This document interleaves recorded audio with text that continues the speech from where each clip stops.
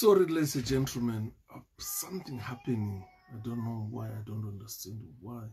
But anyway, I think we are getting there. Let's continue. Sorry, guys. Soldier. Something is happening with my phone. I don't really understand whether it's my phone or my network or what, but I think I managed to get it right. So forgive me. I think I managed now to get it right. And the topic, as you see, is a question of whether our country, Zimbabwe, is broke, or the country is being, or the economy has been damaged by errant entrepreneurs or rogue dealers in the country. So we are going to discuss a lot of things under this topic. Anzi Madim Koma Ndakasimba. Jaka Simba, how are you? Mkoma John Kunaka. I'm well, my brother, and you. We are going to have an entertaining topic at the moment, where we are going to look at, is our country really broke? Something wrong. Something wrong with my phone. I don't understand it. So we're going to discuss a lot of things under this topic. We want to look at Zimbabwe, the country that we all know, your country, my country, our country. So some people say, Atede Julie, oh yeah, and the biggest rogue dealer is ED himself. The comments from the platform.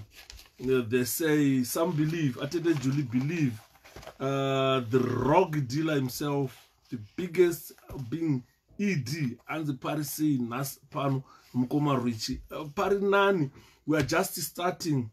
We started at, I wanted to start at 10 to, then we finish at 9:30 or 10 o'clock.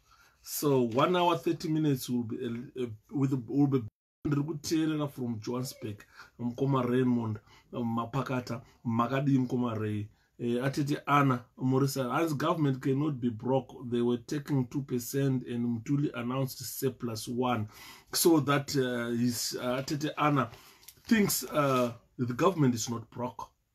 The government has got money. They announced 2% from the population, and they've been collecting that 2% ever since. And the financial minister Mutuli believes has made surplus.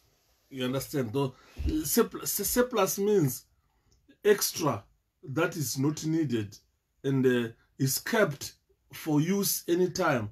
So there's plenty of money in the country. The country is rich. Zuckerberg is disturbing the network. I think so. Something was happening with it. Could be Zuckerberg being paid by ZANU-PF to try stop me from live streaming. It's so interesting. Regard Mboimba, Magamba, Magamba, ya Magamba, Magamba, Emu Zimbabwe chiuya, Magamba, Magamba, Magamba, Emu Zimbabwe, Magamba, Magamba, Magamba, Emu Zimbabwe chiuya, bye bye. Clint, come take your brother. Magamba ya Magamba ya Magamba. Atete Peshi Mchena, how are you? Tamsa Maseko, Zuru kufamba ere mwana wa mai. Takadazira katashika pangu ya tashika takadazira Magamba Zimbabwe. Magamba Zimbabwe chuye. Kana tichina Magamba Zimbabwe atina nakaenda kuhondo chete. Toreva vachiri kurwisa kuti Zimbabwe ive economic independent. Nganzi na Mkoma Tafire nyika ko Mtuli ari kuzvipiringisha mukano. He is not. Sometimes I think finance ndakanzwa tendai biti achitaura president VP biti vachiti I think hanzi Clinton say Clinton bo but mfana wake manje problem haadi ma live angaida kuya achidisturb. Ndakanzwa finance minister tendai biti vachiti Zimbabwe was in far much better hands under Patrick Chinamasa than this professor you call Mutuli Ncube. Looking at how educated the two are, Patrick Chinamasa, I think, is a lawyer because he worked as an attorney general. And this Mutuli Ncube is a financial director. He is a failure in life. He tried to run a bank and that bank collapsed. He took away monies from depositors and he ran away. He went to Switzerland to eat your money, to spend the depositors' money. As mkoma shapiro zvirise hama nyaya yachidhumo namasendeke inoda kuitwa iri action movie chaiyo dai zvaigona. The problem is that now Hollywood we could have made it as a film. Anzi namkoma kuzaishe chief you that almost missed this. Zimbabwe is never broke on misgovernance, corruption and thievery and those zvaura yanyika elite zvakaoma. So, considering the two finance ministers that we had under ZANU-PF, not under Government of National Unity, tatina Patrick Chinamasa, Patrick Chinamasa, ndakanzwa honorable BT kana vice president BT vachitaura vachiti Chinamasa was far much better than Mutuli Ncube. I don't know how far true is that. You don't answer kunwa mvura in a lemon here. I'm trying. I know lemon, but in a little bit of sugar. Hands up on you that are watching Tripper German. Thank you, Muzo. You still a good singer. Thank you so much. I think so. What's that comment? As you that they unwamvura in a lemon. Hands up on you that watching. Hansi. Still a good singer, Shepherd. Still remember those days, Chiva, Kadoma, Coca-Cola finals, Gala. Woman. Gemure chama uchurure yoga. Chama, Coca-Cola Gala, Pakadoma, nai. Came and Motor Mine. Came and Motor Stadium, nai. Sky Motor Chaka, black pebor. Anzarakafa Bengi, Rako Mturi. Mutuli Ncube tried to run a bank in Zimbabwe, and that bank collapsed. Instead of refunding monies to the depositors, he took all the monies and went away. He went into Switzerland. He was put on government wanted list as a criminal. And he never returned to Zimbabwe. He only came when he was appointed Minister of Finance, I think, or he sometimes visited, but he was escaping the net because police wanted to investigate him for probably fraud. In a little bit of sanitizer. And those are a little bit of sanitizer, but sanitizer knows Mudumbu. You know, Kwadza Mudumbu. As Mutuli Ncube is the biggest thief. Tell them, brother Yuda. Thank you, Mkoma Alan. So, Zimbabwe is a suffering country at the moment. It's a broken country at the moment. And people are refusing that the country is broke. The country has got money, but it's only in the wrong hands. And the monies are not being used what they are supposed to. As he is wearing camouflage, a true soldier. Thank you, Mkomakuzi. It was by your demand, my brother.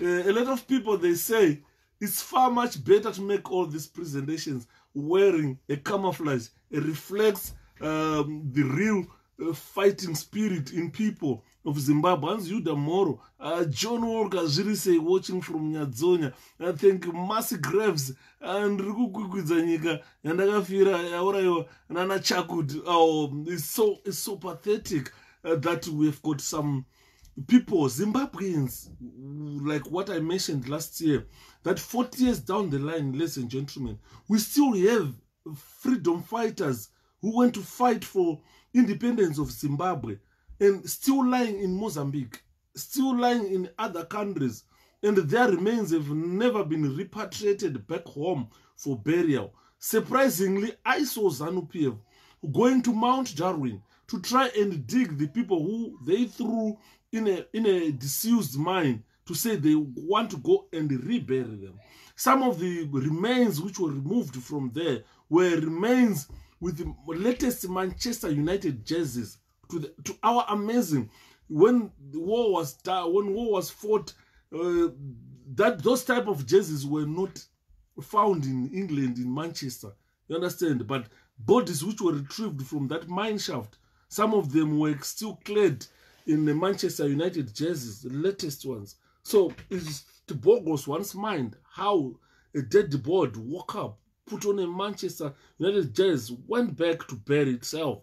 So ZANU-PF is something that we should suspect. Mtuli was only appointed by a bird of feather, the current brood of shameless thieves. So we are going to look at a lot of things that could have led Zimbabwe into what it is like.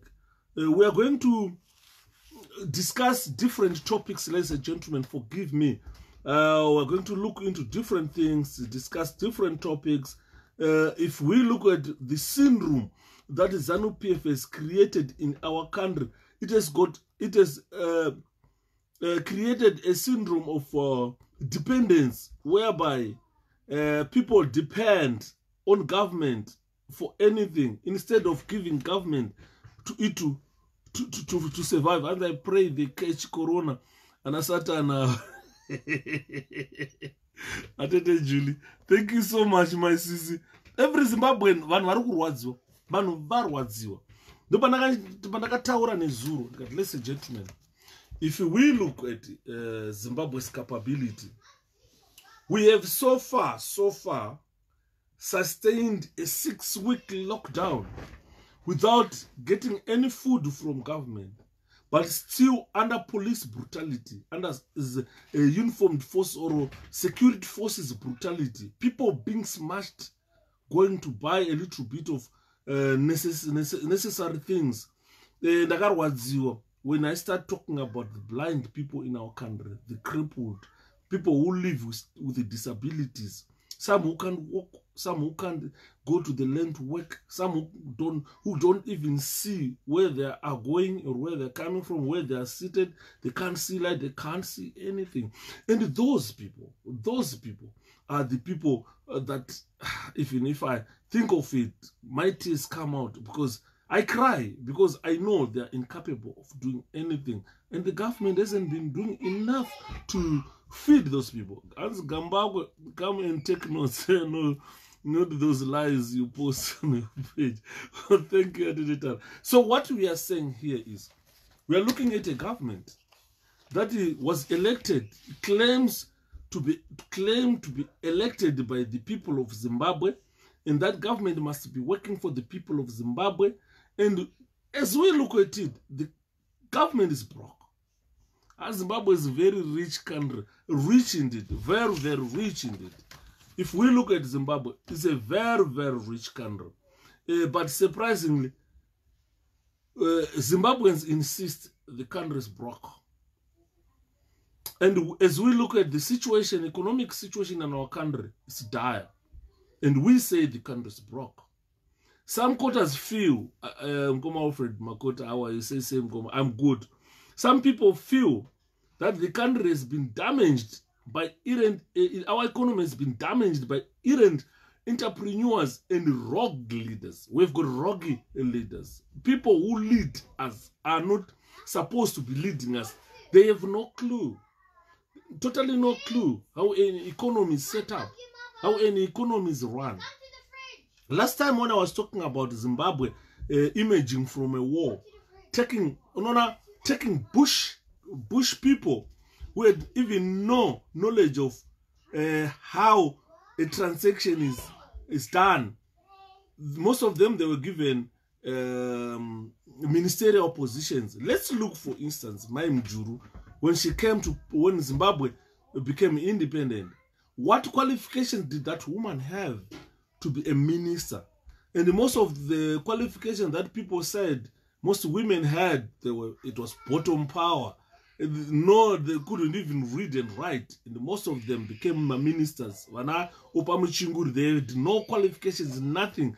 If we look at Wanwakabamu coming to run our country, they totally had no experience. They had no qualifications. They were just bush people, gorillas, who were thrown into offices. A few of them had qualifications, and the rest were just an Bamba Zonki. And those Bamba Zonkis, they were given a jewel of Africa, the biggest economy in Southern Africa, and perhaps the biggest economy in the world. Rhodesia enjoyed the biggest economy in the world. And the situation that these war veterans or people who came from war, it's a grave concern, ladies and gentlemen, especially for us now. We are taking stock. We are looking at what ZANU-PF did since 1980 up to now. A lot of things that these people messed up, and they really damaged the economy of the economy of the country, and they damaged the country. They destroyed Zimbabwe. So if we are looking at, sometimes we look at, I was reading someone writing, I'm going to read something that was written by someone, very important. I didn't take the person's name down. He said, Mugabe is a dead dictator, lying dead in Zimbabwe, and having taken over the richest African country, left it desperately poor. This is someone who was tweeting to say, look, we've got a dead dictator lying in Zimbabwe, who had taken over the richest country in Africa, and left that country desperately poor. He said Zimbabwe's children had to flee Mugabe's rule. Zimbabwe's children had to go and live in other countries, including the offsprings of those people who destroyed our economy, including the children of the people who destroyed the economy. Vanamai Mjuru's children lives in Germany. Vana Mugabe, they live outside America, UK, Kube, they live outside Zimbabwe. So it looks like these people were ready to destroy the economy, and they knew that they were not going to get economy any better. So what did they do? They made sure that their children, they go get educated outside the country. Their children, they go and invest outside the country. They don't invest in a country that they are destroying. This is how destructive ZANU-PF was. Aitange majurano waka. Asikuno zvino zvitora mazvipwanya zvikavapedza. So the problem is, if we look 40 years from now, after war, when these people came from war, they got into ministerial positions, into positions of influence, and they could have built Zimbabwe better than what Ian Smith did, because Zimbabwe was the richest country during that time. But instead of them focusing on running or building our country, they focused on externalizing money. I'm going to talk about that one.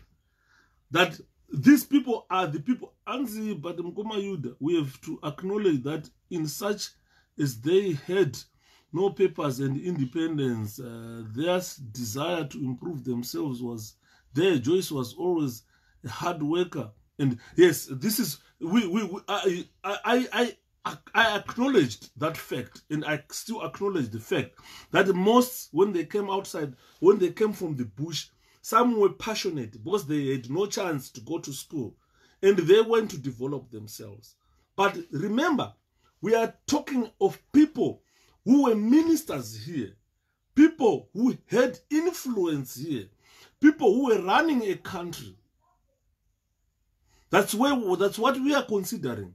That these were people running a country. Of course, some of them went on to went to school, went to university, got degrees. But how many years did they get those degrees? And what did they do with those degrees? You see, so they never be developed. Most of these degrees, like I've said last time, is vaingopinda lecture room so panonge pakuoma zvekucalculator zvezvo obva watanga kuti ZANU ndero paanzaipa Zimbabwe ndero pamuklasi mulecture ari kulecture baba Zimbabwe ndero parama zibaba vari kuita academics, vari kuverenga madegree, vari pamberi palecture and maths dzaoma kana kuti my question formulas aya aoma avachakwanisi kuweka beyond their understanding. Vanongosimba kuti akakurwa dzichimurenga imomo. Zimbabwe ndero baba, Zimbabwe ndero parama dzibaba, tairohwa takasungwa baba, tichirohwa takasungwa namabhunu. Voimba kudaro. Malecturers obva vatombodaidzira kuti ano break. Zoenda kunogara nadhini. Ndozviri kuklasi kwangu.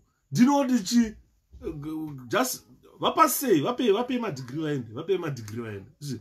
Get rid of them. Give them any degrees that they want. Give them 2, 2, 2, 1, 2, 3. Give them degrees that they want. Then some of them got degrees, which up to date we still question them, their capability, their keenness, or my degrees. What did they do with them? Nothing. Nothing has been done so far in Zimbabwe to show that these people got degrees from University of Zimbabwe. And then to the extent that vakatozosvika pakuti achada zvana Cambridge todaona Zimsek votoonanga vachimaka vachiziva kuti ndi mwana wakwaYuda. You understand? Devaluing our education. So it's another thing that damaged the Zimbabwe economy. That the people who were in offices, they were not educated. They had papers. You can have a degree on a paper, but if you did not read about that degree, you did not develop education, you did not research on that degree, then it's nothing. Because it's like Grace Mugabe's degree, doctorate degree. Ukamutora Dr. Grace Mugabe, chenda imunodzidzisa topic yakati, yeyo class you, akwanise kuenda unoticha. She can't impart. Zvaita zvoti yelele gushungo yelele. Zvairatidza munhu ane degree. Andiona. Taiziva isusu kuti waiti ukabva paUniversity of Zimbabwe uchinzi you are now a graduate. Waigona kusvika uchibva wapuwa corporate kana company corporate yayo. Wotosimuza iwewe. Wotozikanwa kunzi CEO yepapo vane degree economics. You understand? Company ichienda mberi. So we admit that they got degrees. But how did they get those degrees? And degrees, masters, professors, looting, extent. You understand? At the end, what did they do to a country? And we claim the most educated lot in Africa. What did we do about it? We drink contaminated water, sewage water, straight from Chitungwiza, ichera ichipinda muna manyame into purify, they just pump it now straight into your tap. Sewage circulating, imagine a human being, sewage circulating right from Chitungwiza into Manyame River, into our biggest dam, into our taps, back into our mouth, into our stomachs, down again back into a circle of sewage circulating. Cholera aimise pakadaro inopedza vanhu. You understand? So we are saying here, these guys, they went to University of Zimbabwe, of course. They got degrees, of course, but did they read for those degrees? No. Vaingorwa dzichimuringa vari pamberi pa lecturer. Kusvika lecturer angoti, go give them my degrees. Dean. Pass them, let them graduate, let them go. As long as the government has paid for them. University of Zimbabwe became a money-making machine. Ningoti wauya iwewe ura degree, wakabva kuhondo gore ripi, andini maona, vongopiwa. Azi yelele gushungu, momziyadi, kati yelele gushungu, yelele. Azi kana chiri chituna mochivhotera. Kana ndikaisa pa wheelchair ndikatenderera nacho nyika yese ndingomuchivhotera chimudhara ichi. Ndika mudhara wacho aibva ati manje sure, ndakushika 100, ndikunja kuda kushika. You understand? So this is how how ZANU-PF destroyed our country. Mkoma, how are you? That's so painful. You tell them we are suffering. We are now suffering because of those things that were done by Madara Aya. Instead, dai vakaenda havo kuchikoro vakatora mati vakaveripiwa madegrees avo vakamaverenga. Vakaenda kana kumpa company kumpa zesa iyai kana zupo. Just a good example, guys, is about Zupco. Zupco, why took a shika garage reku why took a tarsa Zupco Marare United?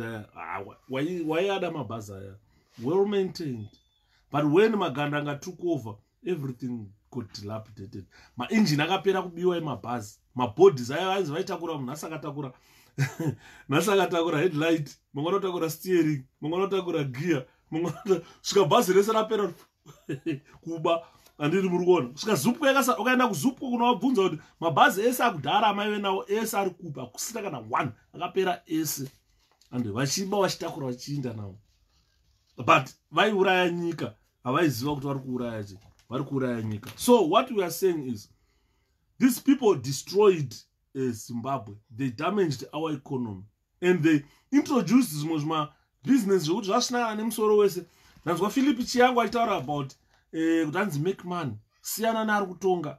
You understand that mentality? And the Mnangagwa regime attracted all the thieves, definitely. So we thought when Mugabe was when Mdara Halala Gushungo was cooped. Cooped. So we thought these guys were coming kuzogadzirisa nyika yeZimbabwe. Unfortunately, they are not there kugadzirisa nyika yeZimbabwe. And the country has gone from being damaged to broke. To me, I say the country is broke. People might say no, but I tell you guys, the country is broke now. And the worst is still with this COVID virus. We've spent 6 weeks of unproduction. COVID, you know, yakangouya soka ngoti pfe muZimbabwe COVID pamaiti pfe idipa COVID yakasvika pfe ipapa man. You can make sure kuti Zimbabwe is now broke. Aisina chainacho nyika. This 6 weeks of unproductive events, Zimbabwe yapera. Aisina mari. I 100% assure you the country is broke. Pakashaika nyika kuti tokupaika na 2 billion kana billion for you to start afresh. But no pays the COVID. You are going to tell me, ladies and gentlemen, that nyika yavharwa. Zimbabwe inyika yaenda bankrupt. Inyika yavharwa. You understand what I mean? Zvese zvakakonzerwa nei? Zvakakonzerwa nevanhu vasina kuenda kuchikoro vatiri kutaura iva madhara. Havana kuplana. Kana une nyika munoita inonzi contingency planning. Yekuti in the event of this happening, munogara makaplana nyika yenyu. Unofana kuti ukaenda kana kusiya iwo ku Central Intelligence Organization, ku National Intelligence Agency yenyika. Mukasvika ikoko munofana kuona anonzi contingency planning. Ndo basa ravo vakomana veintelligence vaya. Vanofana kugadzira anonzi contingency plan. Ekuti in the event we've got earthquake, a certain town yaparadzwa. Are we going to rebuild that town yaparadzwa an earthquake? Which is a no. Where are we going to take the people vari mutown yaparadzwa an earthquake vapona tovaisa kupi? So you must have contingency planning, continuity of operation of a country. Not kuti Harare ikarohwa neearthquake yese ikadonha nhasi, hamusina capital city, hamusina muZimbabwe. Kuti vanhu vaende Bulawayo vanozva kuti handitaure Ndebele. You understand? So what we are saying is the Central Intelligence Organization, which is a national intelligence agency, must have a contingent, must help madhara yayo kusanonzi contingency plan of a country. Right now COVID came, nobody thought about COVID. We are in a crisis today. What were the contingency plan of a country in eventuality or in the event of having a 6-week shut lockdown like what we have done? What are we going to do? Tukutaura kurana Zimbabwe. Tukutaura kudamage nyika, kuuraya kwakaitwa nyika. Yekuti now government has got no contingency plan. It has got totally nothing. They've got no reserves or whatsoever. Mari vaingoburitsa vachiendesa kunze kwenyika. Andimaona. So Magudya has been saying no. This country is not broke. Magudya is just saying there is abuse of resources. Of course, who is abusing the resources? The governor of Zimbabwe is admitting. that the country is not broke, but it is damaged by people who abuse the state resources. Who are those people? When Che came in power, they said they were targeting how are you? They were targeting criminals around the president. So almost 3 years down the line, we haven't seen any of these criminals convicted. We haven't seen any of these criminals arrested. And so I wonder, who is abusing state resources? Hanzi kunyango vakapiwa mari nhasi vanongoba vakapiwa 45 million pounds ne-UK for COVID, to fight COVID. But surprisingly, they are just going around telling people to donate. Clint! Oh, this Madara, so. This Madara. And they close my door. Madara, bye-bye. I'm finishing in a few minutes. You'll be back here. As it voted usual. Got to vote President Nelson Chamisa. When I talk, guys, to be honest with you, I've got side Randoichi Tarisa. Is there hope in this side? If we talk of President Nelson Chamisa, I know people would say this and that, but honestly, a visionary leader is far much better than a non-visionary leader. We all relied on Robert Mugabe, who was always relying on history.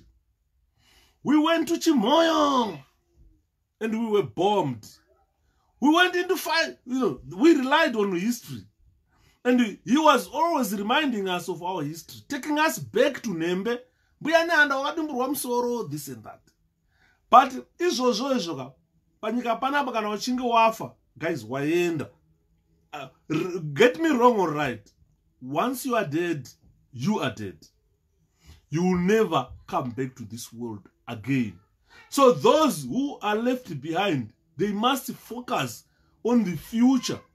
This is why I was talking about contingency planning being put by government to say, in the event we've got COVID virus in Zimbabwe, what are we going to do? How are we going to feed our people?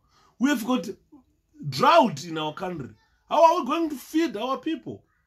Because the government is responsible for feeding you.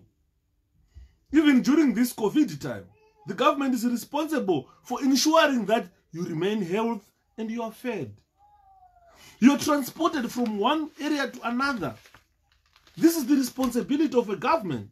These are the contingency planning I'm talking about here, to say, look, the government should have put contingency planning. But unfortunately, the government has gone bonkers. It has gone broke. The government has got no money. Ana manu mkoma manu madi. Tukutaura nyaya government is Zimbabwe mkoma manu. The government is broke. It's gone bonkers. Broke. Aina anacho, no money. When I'm doing my loud mouth is I go tenderera pasiresa wachidya kanga iripo mbichana. Yapera kuchina mari ku Zimbabwe. Nyika ya broka isina kana chainacho. Andidi maona. Ma 2% aita vanhu vachishanda. Now there is no income going to the government at the moment. The country is broke. And instead they are asking what the international community is going to do for them. Yes, this is what I'm saying. You cannot pin on an international community, because that international community is badly affected by the COVID. Each country is looking into its own pocket. Are we able to feed these people? Are we able to provide health? Because they were saying they were going to give us quality health. And we are still waiting. I'm asking the president of Zimbabwe, those thieves who were surrounding Robert Mugabe, where are they? I've never seen any of them arrested. But that was 93 million US dollar. Akatenga mansion in UK amaiwaya. Can't you down? Mtuli said we have surplus. Yes. Looking at the surplus, where is the money? And did you read Mtuli's document? Chaora chinu chaora. Chaora chichokwani. So we are looking at Zimbabwe. Zimbabwe has got a broken economy. The economy requires a mending. But who is going to mend the economy for us? And more. We need to heal some sorrows in our country. People lost properties. People lost their lives and so forth. And we need to mend. It required, it needs to be mended. The economy of Zimbabwe. But the economy, mend was saying. And more. Because if we look at, since 1980, ZANU-PF has been pressing a destructive button. It never pressed a button that will bring people together, build something up. Nothing. They were just stealing and stealing and stealing. Until now, they are still stealing. Anzi kuchera mbewa pakabiwa mambaira mgomo ndo nyaya iripo. Anzi izvozvi uchitaura kudai vakaisa zvitanda munzeve. They pretend as if they don't understand us. What happens to ZANU-PF is it underestimates the importance of social media. Because social media has opened up for us to say, look, this is public opinion. There is nothing that is special to hear this public opinion that we are saying. We are the Zimbabweans. We love our country. We come daily, we sit down, we discuss, we use our own resources to make sure that we try to mend bridges, to say, look, vurai masonyi mumboona. Andidika. Ndozati ndakazonzwa mai mjura kutaura kuti hanzi maiwe. Ndaimboziva kuti mbari yaparara kudai. 40 years. She was in power for 40 years. But she never knew that mbare mama hostelaya aparara. She never knew that. She was only taken from State House into an escort vehicle. Go to rally. Vachara kuno kuta create a no-go area for MDC people. Go back home. Mangwana went another rally. She has never even taken time kufamba mbari utaona mbari yaita sei. She was shocked when she was removed as vice president of Zimbabwe. When she started walking alone, visiting these places. She thought maybe she's in Somalia or I don't know.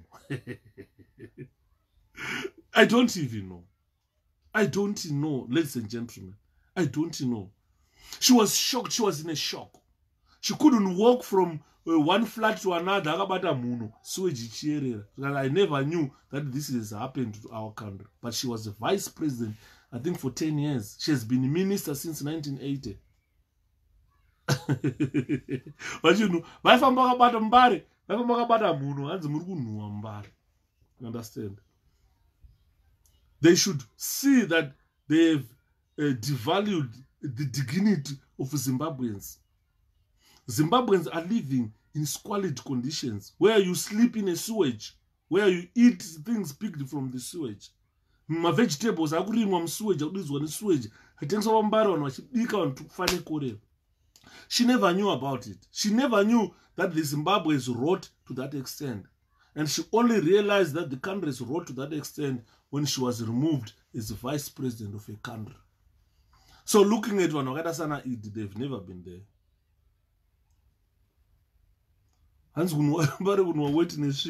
You understand? So quite a lot of things that ZANU-PF has led us into. The collapsing of industries.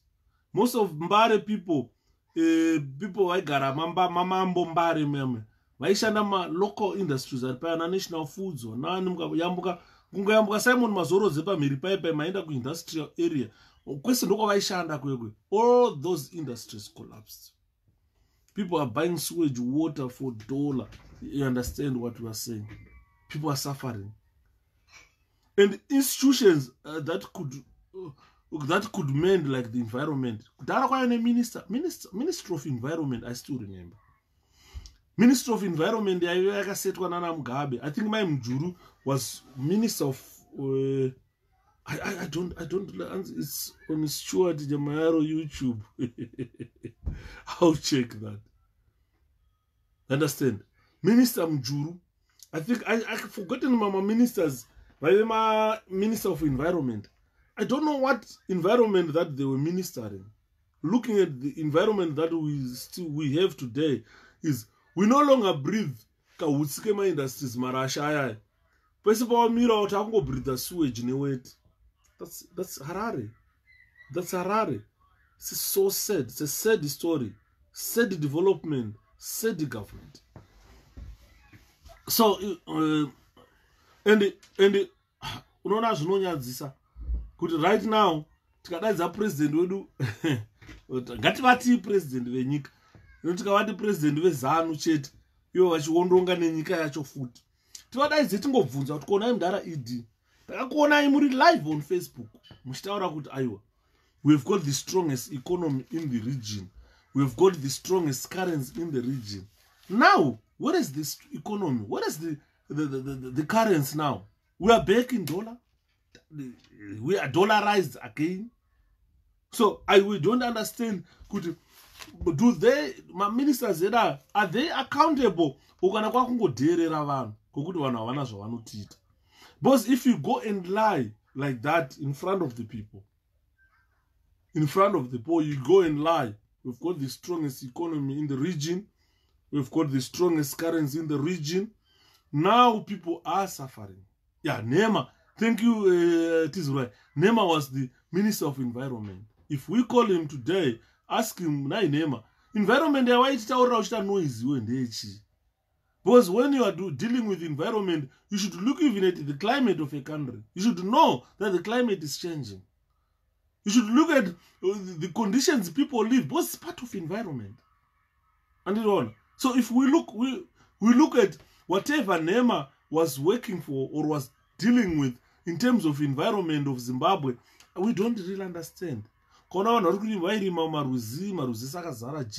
longer have water to drink in our country. The country has been turned now into a desert. Kunorimwa fodya kuZimbabwe. Fodya haipiswi nemarasha anobva kuHwange. Vanotema miti kuzona muti wokura. How many years? Vanongonzi nhasi wozho. Unopisa paipa uchadzoka amarasha. Pisa fodya unotengesa. Gore rino yanorima. For past 20 years vanga vachingotema miti chete vachipisa. And the miti haisi kudyara, haisi kudzoka. So they are turning the country into a desert. Let's look at the next generation 50 years to come. Imagine what type of Zimbabwe will these people living in? And in more corruption, nepotism, so we want to know which criminals were targeted during the coup. I haven't seen even one. And in more. So if you look at now the presidential system that we have, the power was the constitution of Zimbabwe that you guys approved. It decentralized the powers from the president. And there were constitutional amendments to bring back the power into the president's hands. This is the same that happened during Mugabe. I think the current government we have is the worst ever government in our 40 years. Because so they are promoting cronyism. They are promoting clientism. They are creating a dependence syndrome. Because when matema ndada anongosvika opfeka chiskava ogara pana apa chete mari dzichipinda kubengu. Pana kana zvaari kushanda hana zvaari kuita. Ndaitarisa ndikati tina Minister of Information, tina Deputy Minister of Information, tina Secretary for Information, vari 3. What duties do these people do? Pana Minister of Information because achimutodi chaya Niki Mangwana vari 3. What duties do these people do? Ukazwa nhasi mutodi anoenda on Twitter zvake, Niki Mangwana anoenda on Twitter zvake. Ameno minister wacho achatozivi kuti minister wacho ndiani weinformation, ameno vanomuziva. So anzi munotaura zvinobaya nokurwadza. We try Mkoma Gift tionesane where Zimbabweans are, and we need to free ourselves. It's not time to look for divine intervention, because unaona Mwari vakaita wonders. They created you. They made sure, God made sure that uchaamwa mkaka wa mai, uchakura iwewe kuita baba, uchaita mhuri. Uzofa hako amenu papaya. God kept you for a purpose. But that purpose, are we there to do that purpose? To do that purpose. Why are we here, ladies and gentlemen? Why are we allowing ourselves to be slaves of other black people? Why are we allowing ourselves to drink sewage? Someone is making you drink sewage and you just laugh at the president. You take a cup of sewage. Why are we allowing that? Does that mean that Zirema are we? Zirema story better than. And was here Charamba. Zirema story better than. Charamba, Pana Charamba, Minister of Information at Tuarnejayo. In a 4 senior people. Tina Charamba George, Tina Minister, Tina Mutodi Vice Minister, Tina Nikimangwana vari 4. These are 4 Porsche cars. Kana vachitengerwa mota ma BMW X5 and 180,000 pounds. As vanenge vari 4, vanotengerwa same type of car, milking the country. Milking the country. Vanamutema ndada, vanoita basa rei government. Even our parliament is bloated. We've got a parliament. We've got an upper house. Zimbabwe is very small. We've got parliament. We've got upper house. And if you count my MPs, Varimo, Momo, the senators, Varimo, what are they doing? They have been there since 1980. Mume has been in parliament since 1980. Adochembereramo.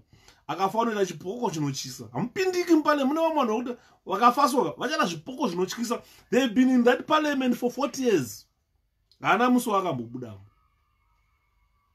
What has that person been doing for 40 years? Ukapinda muHarare, Harare yaora. Nyika yaora. But with a minister, wana ED, they've been in parliament for 40 years. Nyika yaora. Hakuna mwe kwakamboshanda imwe company anoziva kuti kunotsvagwa basa. Hakuna. Kana kwakamboisa CV ndotsvaga basa. It was just appointment after appointment, appointment after appointment. They've been there for 40 years. What have they done to our country? Nothing. Where are we now that they can show us that we went to war to fight for you? We came, we became ministers, and we did this for you. We did that for you. What do we have, or what do they have to show us, to inspire us, to say, akuita minister kwakanaka. Ndrogadzirira upenyu hwevanhu. People vano benefit from me being a minister. Anditi muri kuona. Zvinhu zvinorwadza, ladies and gentlemen, where these people have taken us to. Chinotimba, just imagine. Hanzina Chinotimba, Pirindai, hanzi Pirindai chi ameno mari dzaitaura zvokuti ndakati uyu munhu unopenga chetu. And sometimes pandoda ma-psychologists chaicho, ma-trained doctors, ma-psychologists to go into that parliament vachiona kuti munhu ari normal here. Each and every member of parliament is that person normal. Because kubwera, I don't really understand them. When they keep on voting munakadasa Chinotimba in parliament. Kuti munenge muchiri kufunga here. Guys, why have we allowed ourselves to become slaves? That you can't even express your wish without voting. You can't. Chinotimba, do you think pakati wa free and fair election, any Buheren can go and say we are voting Chinotimba? Adorwana, no surrender, no surrender. No surrender. Chinotimba, voterwa parliament. Ay. Zimbabweans, right. Are we okay? Zimbabweans, triple boy, Zimbabweans. Come on, ladies and gentlemen, come on. Are we okay? Zimbabweans, are we okay? Could you say X for trash Chinotimba? Yeah? Honestly, because Chinotimba have dependency syndrome. They can't work for themselves. They've been apply for a job. Apana, I was weird a seat of Harare, Norway security, Norway Mapurisa Gogo, Norway Chi. Since 1980, most of these people have been living for free. Apana Momuswaga Fungano Gomgoshua wine, pay pin every month. But Bazmo Maruachinda, Viringama mines, but Takura Maruachinda outside the country. Right. I didn't want to go on. But nyaya chaiyo pairi yanhasi ndepekuti we've got a national intelligence agency muZimbabwe yamotaura kuti CIO. When all this that we are talking about is happening, where are the CIOs? Because the CIOs, they must work inside Zimbabwe and outside Zimbabwe. They must provide intelligence to the government, intelligence to the president. This is why you see what's in the president's office. They must source intelligence. Vachinopa mdara uya kuti mdara Bob minister wakanonzi Nyagumbo ari kuuba mdara. Tine evidence iyi. Ari kuendesa mari kwakati kupinda mubhengi rakati zvese izvi. Can you stop mdara wako kana kuti ngatosungwa aende? CIOs have never been doing that. They have never worked since this department was formed.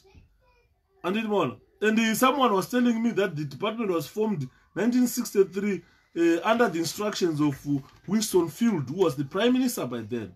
And the department was headed by a former policeman, Heinz Kenny Flower. And what has that department did? What has it done to the country to save Zimbabwe? Ukauya muno mune MI5 muno, mune MI6 muno. You don't mess up with the economy UK. You don't. With those guys, you don't mess up. You don't mess it up. Even my main makona wachenda wachikanda mabhokoni kupisa boots wachikanda munda. Varama vashandwa nevakomana MI5, vashandwa nevakomana MI6. Kungoita any outside deal kachka vanokubata.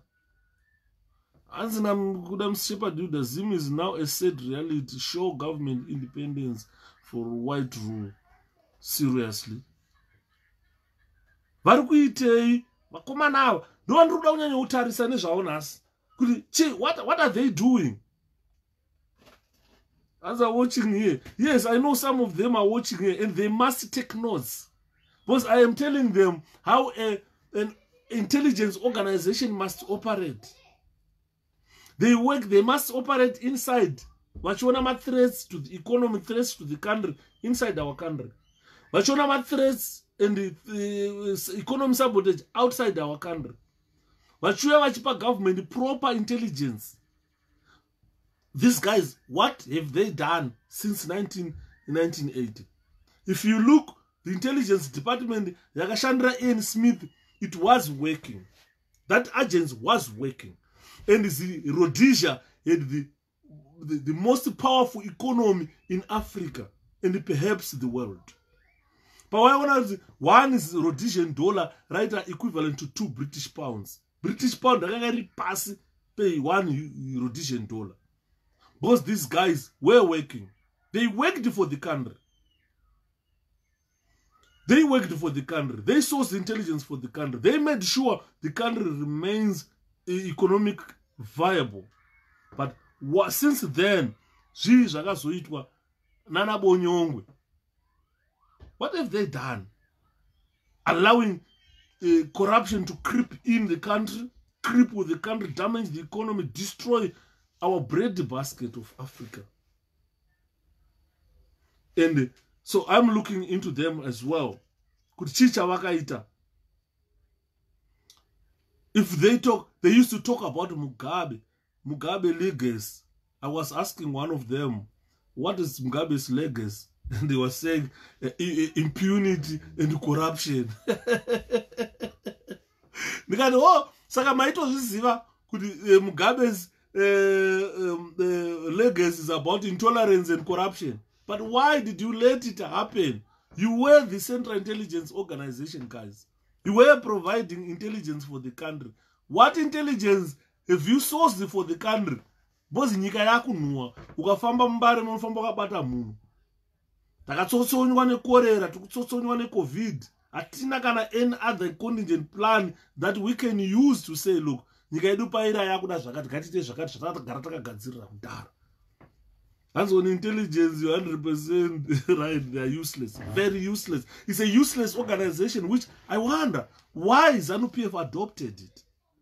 If they cannot use it effectively, like what Ian Smith was using it for. They can't utilize it. And ndachobvunza ndikati vanorecruita sei zvikanzi you will never know how they recruit, but you just see operatives there, but you don't know how they recruit them. And vanogona kungorecruita nekuti uri mwana wanhingi only. And now Makumro steps, and they are now a gang of rapists and murderers. They've been reduced to that because they don't know their duties. Because everything that has done to Zimbabwe, we heap it on them. They were the people tasked to protect the country. All threats, they could have seen them coming. All this corruption we are talking about, they should have seen it coming. They should have even seen corruption happening. But they never did that.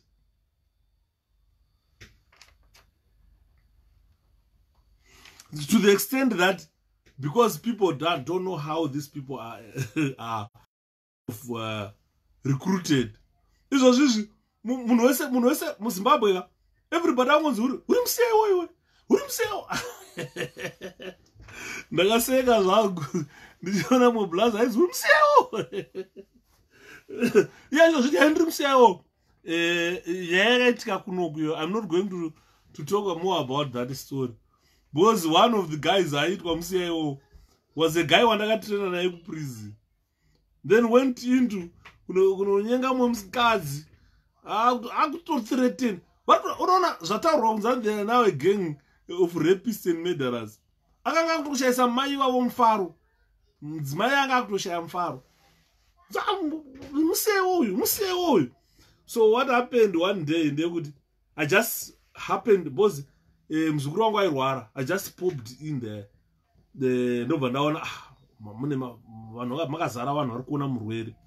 Saka ndakangogara hangu imomo ndiko saka ndakabva ndakwenya muzukuru wangu anga agere padhuze neni. Ndikamuti iwe ndeipi? Sekuru ndi right muri right ndikati uyo munhu ndomuziva mano. Kasekuru nyarira iwe yaikuno. Ndiri kuona. Ndakabva tabuda panze. Tabuda panze muzukuru wangu ndobva anditi ko sekuru. Ndudze nyaya. Uyo munhu mati momuzivira kupi? Ndobva ndataura muzukuru kati muzukuru uyo munhu ndakatraina naye. Mukomadhana awayo. Ndakatraina naye. That person ndakatraina naye was title prison tese. Zvakanzi sekuru are you sure? Are you 100% sure munhu momuziva ndikati ndikutokuudzaka. Anonzi ndakabva ndataura zita rake kuti muzukuru wangu anyatsoona kuti sekuru vanomuziva munhu. Ndakabva ndataura nezita rake ndikati anonzi Ningi. First name yake anonzi Ningi. Surname yake anonzi Ningi. Hai mkoma skumbu. Bwerani. Ndikati anonzi Ningi munhu. First name yake. Second name yake anonzi Ningi. Patakapedza training akaenda kustation yakati. Akabva kustation yakati akaenda kustation yakati. Akaenda mhosva yakati kustation ikoko akabviswa akaiswa pastation pandakandiri. Ndakushanda naye for a short time ndibva ndabva inini. Chimusiya ipapo. The next thing the guy was dismissed from the service ndobva aenda. Zvikanzi sekuru apa mapedza manje. Zvikanzi pana apa akauya vanhu vese vanokwata. Hanzi anotaura ndopinda muofisi vaMugabe. Ndiri musiya iwo inini. Zvakati zvikandikati haya musiya iwo kwani. Mutange ndiripo. Handitogara pasi womutanga ndiripo. Kuti naye kuti pane vanhu vazivana pano kuitira kuti titange kupanana introduction. Saka time yandakatosvika ndichigara pasi pakabva patanga kupananwa introduction. Akatanga kusvika muzukuru wanga za pana vanhu vazivana panana. Sekuru wachitaura kuti pane munhu wari kuziva munomba. Zvikanzi ndeupi? Zvikanzi uyo. Ndobva sekuru taurai ka ndobva ndataura ko Ningi uripo here. Abva akushamisika vhundu zvekuvhunduka zvezvi. Apa akunyepedzera kuti anga asingandizivi kati ndomuziva. Takatraina tese gore rakati akaenda kwakati akadai ziva on point leader. This is naked truth and you don't need a degree to know this kind of general. Definitely Mkoma Tinashe. So I had to tell the people that uyo munhu ndomuziva. Eustace Kanyemba wayo. Ndomuziva. Takatraina tese takadai. Kanzi sekuru kanzi akari kwakati, akari prison. Ndikati apa manje vakuemphasize manje kuti azi itasimbanu moya akuemphasize manje. Saka mati angari kuprison ngati angari kuprison takashanda tese kuprison. Once people gets to know that you are CIO then you are not. saka pakazoitwa pati handifunga kuti achinaye mukadzi yeye bhozi aimthreatena ainini ndogara ofisi mapresident ndouraya inini hendonasei ndouraya ndikati haiwawo anouraya chiye kana kumupa gonzo kuti hero gonzo ungati mhanyisa akaribata uyu andimona saka ndakabva ndanoseka zvangu inini bhozi inini chokwadi ndochanenge kuda kuti chingota sei chingotaurwa the truth set us free, ladies and gentlemen. Saka ndo nyaya tiri kutaura ipapo. Saka muri kuona kuti Ian Smith pakazoitawo prime minister weZimbabwe, he just took over zvakanga zvaitwa na Field hanzi apa wanga ari kwamandikizi kanyi handiri kanyi tu ayayaya kuzvipoko hatazi pane munhu ari requesta kuti Shepard dzokerera nyaya yechipoko chekwamandikisi. I'm going to talk about it maybe tomorrow. That was a scary story. I'll talk about it tomorrow. But you munhu afona kati ndakambonzwa video yawakaita uchitaura nyaya yekwamandikisi, so please can you repeat it because toda kunyadzoswa chichakaitika. So I'll talk about that tomorrow. Saka ndakabva ndataurira muzukuru wanga kuti aiwa zvekwaniko. I don't understand kuti munhu anzi musiyaiwo anenge achida kunzi zviite sei. It's a department rezvipoko rine millions and millions of people, millions and millions of my informers. Andimaona vamwe vacho katomuona masiyaiwo pane vamwe vafanira ndakambonoridza nawo pfuti yekusiyaiwo vandakadaidzirwa kunzi mbonowadzisa kuti pfuti inorira sei, vandakaenda nawo kuti yaitomonerwa yese ndikadai vaimonerwe baba inobatwa so ndakutodzidzisa maposera vaita mwe ndakazomuti saka iwewe ndikaenda kubhatu ndikati ndipfure ndichifamba so hautondipfurika undondipotsa ndichitofamba nchienda zvangu haundipfurika iwewe. Andiri kuona these are some of the people you see in the CIO. Vamwe vanhu vasina chavandoziva kuti ukatomutasa ukatasa mukati memaziso ake undoona kugotsi kwake undoona you can see through. Andiona they are not all that vanhu varikokomofuka kuti vari intelligent. No. This is why you see nyika yeZimbabwe yaora kusvika payasvika, because this department has never been effective. Hanzi mukoma Yuda maleaders ekwedu masvika ipi nawo issue hanzi iko zvino vari kunyepa kuti kwaane malaria. Yeah, it's another thing that I was gonna talk about it. I spoke about coronavirus last time. Now they are talking about malaria in Zimbabwe. And nzvimbo dzavataura kuti dzine malaria, those places were never infested with malaria. So dai kuri kunana Mount Darwin, Urushinga uko, Mkumbura, unana Urungwe, Goko, mungataura zvemalaria that area ndokubvumirana nemi. But as you go zvada kunana Buyera kuyeko uchidzika malaria wazhinji vacho hawatombomazivi kuyeko. Andinoona. But mwana anongodona 7 ezikiti otofa hanzi malaria. That's coronavirus. And varoratidza they are too primitive. Zimbabwe vanhu vanopera tikaramba tine government iyi. So guys, yatutaura panapa ndeyekuchinja government futi. Kuti government yatanayo ika is failed. These people must resign now.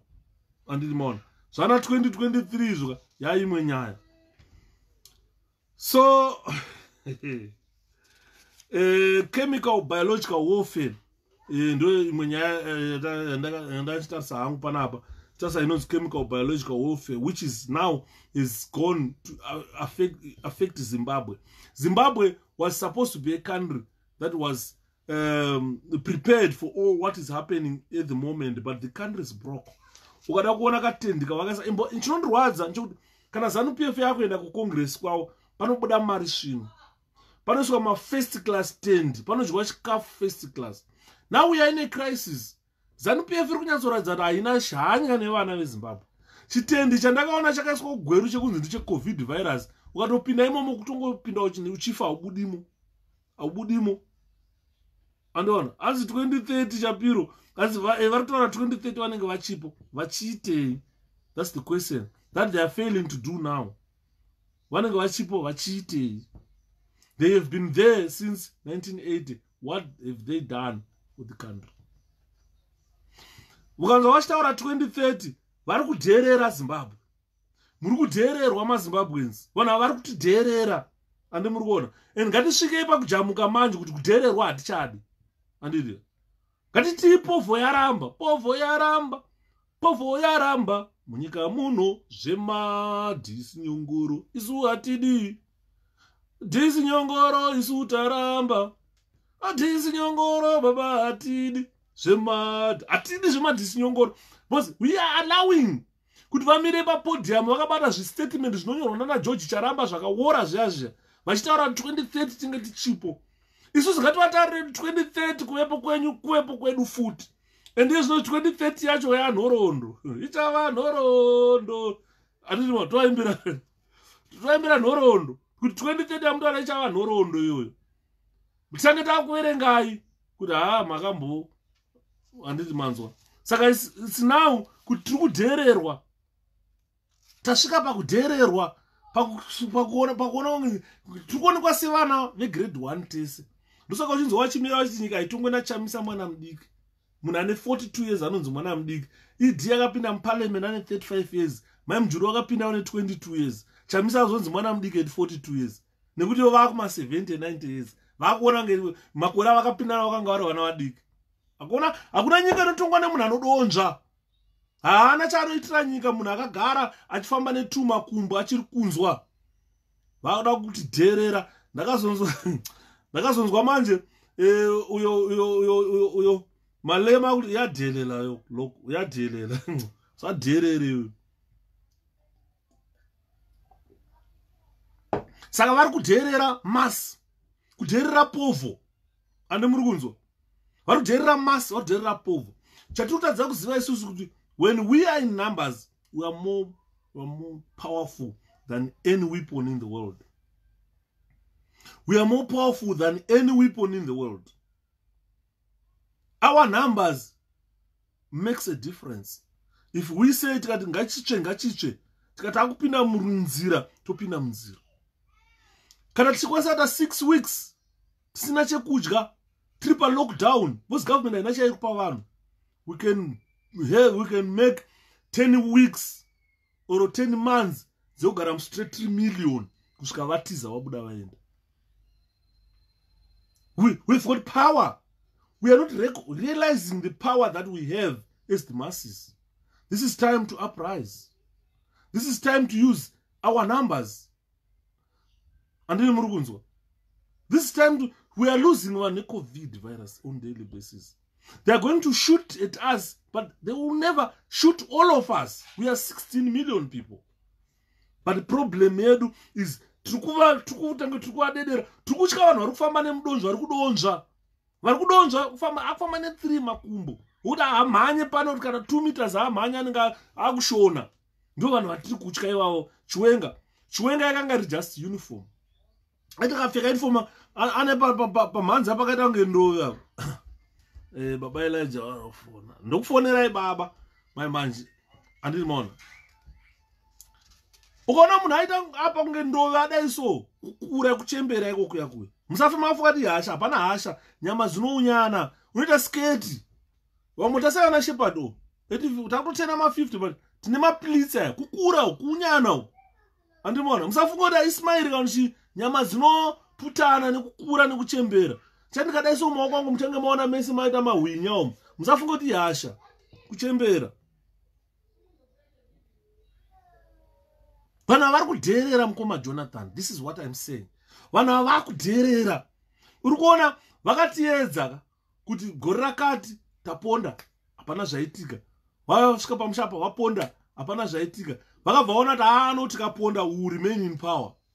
And now vakushandisa Humond as a certificate to remain in power. Unonzwa vachidaidzira kuti MDC aifa yakawina election. Imaidyiwa neMDC kwakuzoenda kunikuvu kudyiwa kauko. Kunotsvaga vanouya kuzomumanipulata maresults ndokudyiwa ikoko. And munenge muripo muziva kuti hatina kuwina election. Vanhu vakada kuti mubva mati masoja tata ngazvipere izvozvo. Kudherera vanhu, kudherera masi, kudherera povo. Kudherera povo chaiko chaiko. Povo yakufanira kusvika pakujamuka. Kuti aiwa tichada kudhererwa nevanhu vatakavhotera vanhu vatakaemploya. Those are employees vepovo. Not makillers vepovo. You are killing us mukuta basa risiriro. Anditi manzo. Because nachitarisa anga nhoroondo kesi yaiwo kuti Blaza akatanga wacho anga director general wacho anzi Ken Flower akamboshandira wana Mugabe wana Ken Flower wewe. Because I still remember Ken Flower tichipinda basa anenge akambogara kuchikuru maximum prison akamboita mbanditi. I understand that. But atichiri wana wadiki papo. And he was the guy at the instrument, he was instrumental or the instrument of forming or instrumental in forming this department run CIO. And he was deputy commissioner of British South African Army and BSAPA Southern Rhodesia. He was deputy commissioner wacho.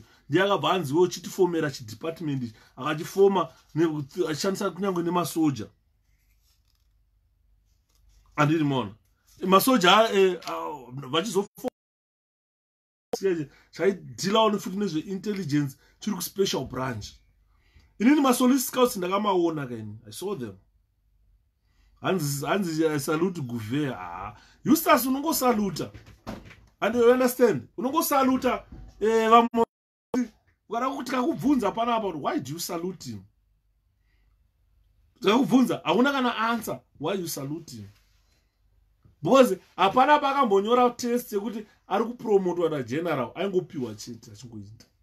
Chingopiwa chisarutwa chingopiwa chiinda. Andinoona.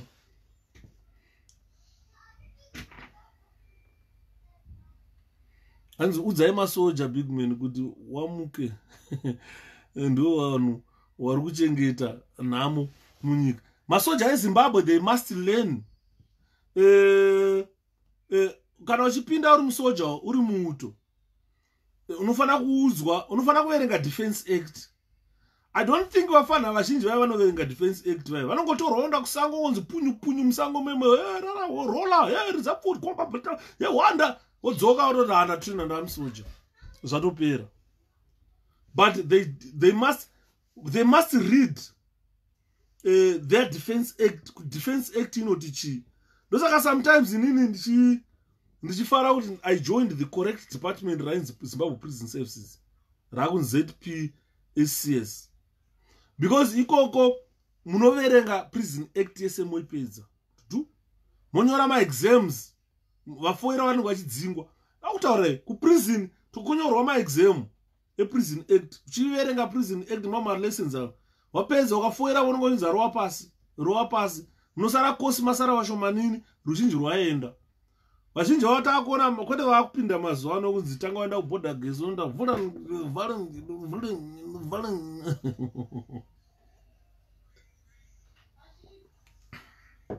handimuona nyaya tikutaura.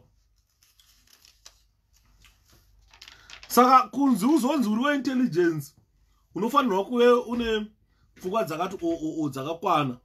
Nganzi General Gouver is a proper general. Pakudii proper in what way? Because hakuna general ano deploya masoja kunouraya macivilians. Once wangodaro chete kuti kwaitika vanhu vari kudhimanda kuti vane nzara kandi fiwo yakwira vanhu vorayota votumira masoja then automatically you don't become a general, a proper general. You are an improper general. You are not a proper general. You understand? Muno Ponela, I'm talking of the experience that I had in this country, in UK. I've been in this country for 10 years. Up to now, I'm a general. Honestly, I'll be lying to you if I say I know the army general for Britain or United Kingdom. I don't even know the army general for this country. I don't even know. I've been in this country for 10 years. I've never met a soldier holding a rifle. Never in a day. They don't display them. I've never seen them. Kana kuona kembi no zema soldier. Na ngenda pa kembi Air Force one day no time I don't in the United Kingdom, I don't even know the army general here. I don't even know kuona masoja munoshatsa pfuti dzakaita sei. Mota dzao the army, you don't see them everywhere. You don't. The only country, a primitive country run by primates, is Zimbabwe. That's where you find soldiers armed with the AK assault rifles. I've never seen a soldier in this country. Never. This country has got the biggest threat in the world. But you will never see a soldier akatakura food in this country. Never. But akationa kana mapurisa emunomu esa andosangana nawo, you never see them akatakura food. Unozona kana vachida food vandodaidza armed reaction to bring food kana pane need food. But you don't see a soldier in this country holding a weapon, going around duties holding a weapon. I've never seen one. I've been 10 years in this country. I've been all over London, Portsmouth, Scotland. Yesterday I was in Scotland. I've been Northern Ireland. I've been all over this United Kingdom. But I've never met a soldier holding a weapon. And don't bother to put it on the and the protests, I've never seen soldiers deployed. So what I'm saying is, if someone is being said is a proper general, no, proper generals, you don't even know him. General when you know United Kingdom, who is he? Who is he? And I'm coming Jonathan, I'm a big man. Just imagine. Soldier, what is the just plan for the country? And anymore. So we have got the wrong people. We call people in government. And we know who the generals in UK, the most famous of all being General Montgomery. Just as you might know him, I don't know the general in this country. Can a police commissioner judge? I don't even know him. That's UK. Zimbabwe need to never be a colon again. Yeah, it's now a colon of China. Unfortunately, Ponela. You don't see where the wind blows to. Now it's as you are right here, but I don't even know them. Meet any British person outside, they ask him, who is the general for this country? They don't even know the British themselves. They don't. Panzapa kana mchida ndikata live ndo wabvunza ma British panzapa kuti general wenyu army United Kingdom ndiani. They don't know him. Kana mkuru cha anotungamirira mapurisa eCleveland, I don't even know them. Not ansana mbosanga nemsoja ane foot in this country. Never in a day. Ansati ndakamboenda ku army ndinotsvaga basa pandakapedza degree rangu re forensics ya join army. Ndakaenda ndinotsvaga basa ku army. Ndakatopinda amo ndikarati vandokutenderedza uchifamba kutenderedza uchitoona kembu uchitoona chiya tokuuza kuti basa rakanaka zvakati ndada joina military police. Ndakatenderera imomo mese anamboona kana pfuti imomo. Anoona saka nyika yemadzungumeni vanofunga kuti pfuti ndokutonga is very unfortunate. When the need of those weapons come, munenge musina chamunacho. Anditi maona munenge musina chamunacho. Saka ndosakanchiti every time when I go live on Facebook, I always remind you guys that MDC is the only political party in Zimbabwe, or the only political grouping that has the best chance of really accomplishing things in our country. I don't mince my words. I come open and I tell you, with what I've seen so far, assessing the two camps with MDC ZANU-PF, assessing these two camps, I'm telling you, MDC is the only political grouping in the country that has got a chance of really accomplishing things for you, Zimbabweans. And Mwara Arisibenzi allowing it to happen like that. Mwara Arisibenzi, Mwara Adakwi kana. With the violence that we witnessed against MDC, yakaparara kudara.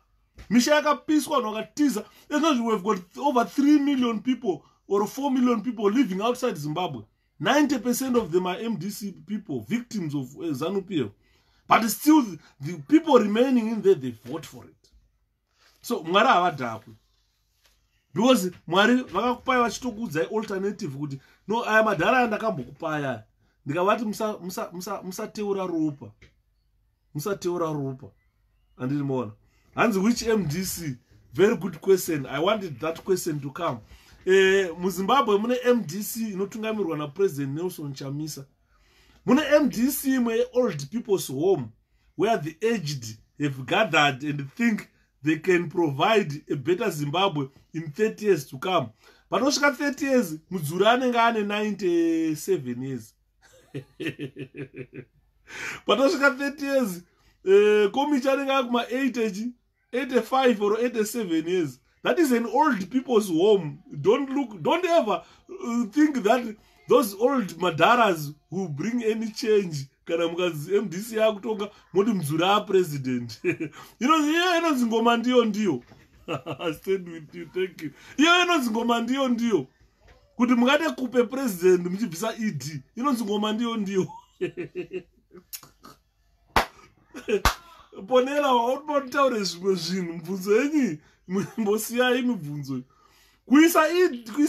Kuisa Mudzuri kana Monzora kana Komichi kuita president weZimbabwe moti ndiye akutonga nyika.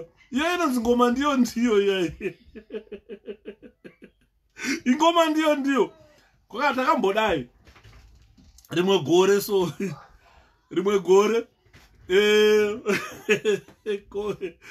Guys, sorry. Ponelazo ndipinza kusiko manje. Rimwe gore. Hanzi mubhazi makapinda ma-armed robbers aya. Mama agara vanhu vakaenda kumusha mamune mudhara mwemupostori anga ane tsvimbo dzake dzechipostori akagerwa zuda nemandebvura iwe kuti akomana munovari bhasikoro nehonda kuti honda dutere baba Johani wakomborerwa baba nazi Johani wakomborerwa baba tinoonana ama wotosara muJerusarema ozana sendi Jona ere baba sendi Jona ere baba sendi Jona ere baba sendi Jona anoera komarangi ndo maimbira vanoita iwayo. Saka hanzi mamune mupostori anga ari mubhazi zvake achimba ake dutere baba Johani wakombore vachimbawo bhazi richifamba richienda. Hanzi amudhorobha anobva angosungwa rukwaku vati zeke rake baibai vabvisa heti akati saimari zvikwama zvaibviswa zvikaro. Hanzi iwe vanhu vachisimba vachinzi tione hauna chawasara nacho here. Hanzi akatosvika vane mupostori akapfuura time yakapfuura mupostori hanzi vakabata tsvimbo yavo yekumasowe yavaita dhuterere nayo vakadhonza AK ndobva tora pfuti bam mupostori atora pfuti atokoka mupostori amudhorobha kunonzi musungei. Amudhorobha ari hanzi gekejekeje nevanhu vakufara mupostori aita kwakatangira bhazi wakatora zihetirere ukanza komana ngoma ndiyo isai mari. Mupostori akurobha futi ari mupostori vakatotora mari dzese. Mupostori anobuda mubhazi wakato nepfuti wakato boom watoenda sei amudhorobha nevanhu vakatora mari. Understand? Zvakafanana nekuisa vana Komichi vaiva inenge iri ngoma ndiyo mari dzinongoramba dzichingobiwa dzichiinda because vaya the money mongers. Ndandirikuona vana Kupe vakataura wani vakati tine mari idorekedza mbaji. Ndiponelazo ndisvitsa kwese ikoko kuti zotaura dutere baba Johani wakomborerwa baba nasi Johani wakomborerwa baba tinoonana. Mupostori akabvuta pfuti vanhu vakafara vati tanunurwa nemunhu waMwari apa ndebvu dzakadai so akutorobha akutongoma ndiyo sai mari. Zihetirera akazosvika kupesa kubhazi mupostori watiza nemari nepfuti handimaona. Saka marobha vanhu vakaita vanhu vanoda mari ava vana Kupe ava don't ever put them pamapositions ari influential because kubvisa ED kuisa Kupe ngoma ndiyo ndosaka uchiona she is so comfortable neZANU-PF, not comfortable neMDC. She feels like she's at home when she's with ED vachifeeda fish vari kwanyani mudiwa kwanyani. You understand what I'm saying? Hanzi dai muri kuzimu nhasi tiri pari nani mudhara zvakaoma. Saka nyaya tiri kutaura panapa inyaya yekuti vana ngoma ndiyo havana magumkuma old people's home. Ndiri kupindura mukoma Ponela question yavataura kuti MDC ipi old people's home kokuti vanhu kana vakamupa hupresident atonge 5 years anenge atogurunuka ndokati kutaura ikoko no azikika vana kumichikumu zvigumkumu ikoko atiuye mudhara Ponela mukazati taura MDC kutanga nhasi kutaura MDC inotungamirwa napresident Nelson Chamisa. Pese pamanzwa ndichitanga kuti MDC motoziva kuti I'm talking about President Nelson Chamisa. No president we party and kutaura nezvayo. Kana ndakutaura inini vice president we party ndotaura honorable Tendai Biti. Kana ndakutaura mwe vice president we party and kutaura nezvayo ndotaura honorable Welshman Ncube. Ndozotaura Maikore. Kana ndakutaura MDC, mukazachiti MDC pese pandinoya itozivai. Kutaura Maikore, ndotaura Ncube, ndotaura Biti, ndotaura Chamisa.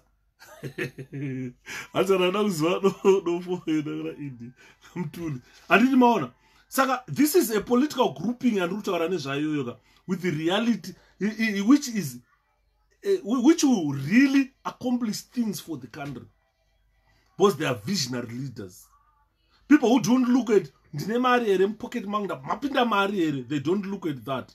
What they look at is Mndakona Tendai Biti achimhanya pasiresa achipa hufu. Andimo, wadya here iwewe. Andimo. So, what I always say is, users, those don't get into splits and the fights of my internal fights MDC.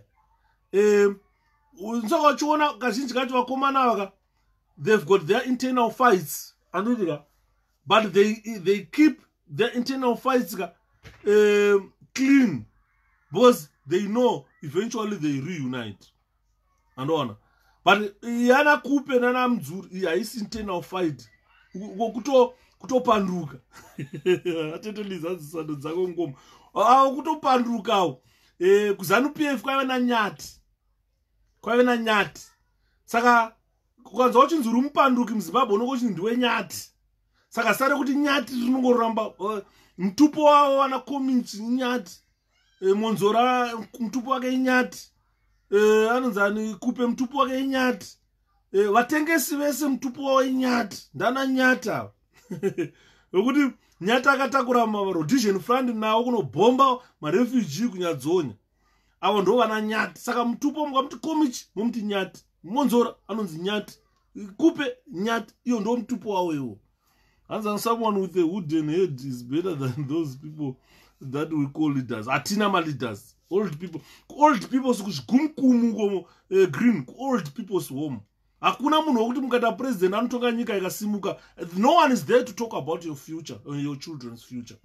Gatitari say objectively, who is the person or the real candidate we can call president in Zimbabwe?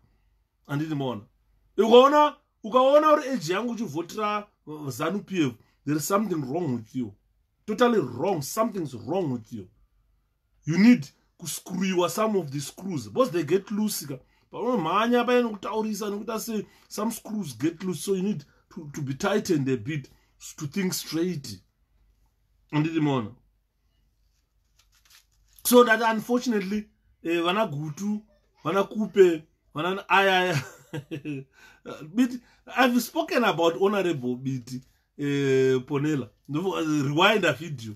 You hear me talking about Tendai Biti. I'm not going to repeat what I said. But what I'm saying is, these are Menard people.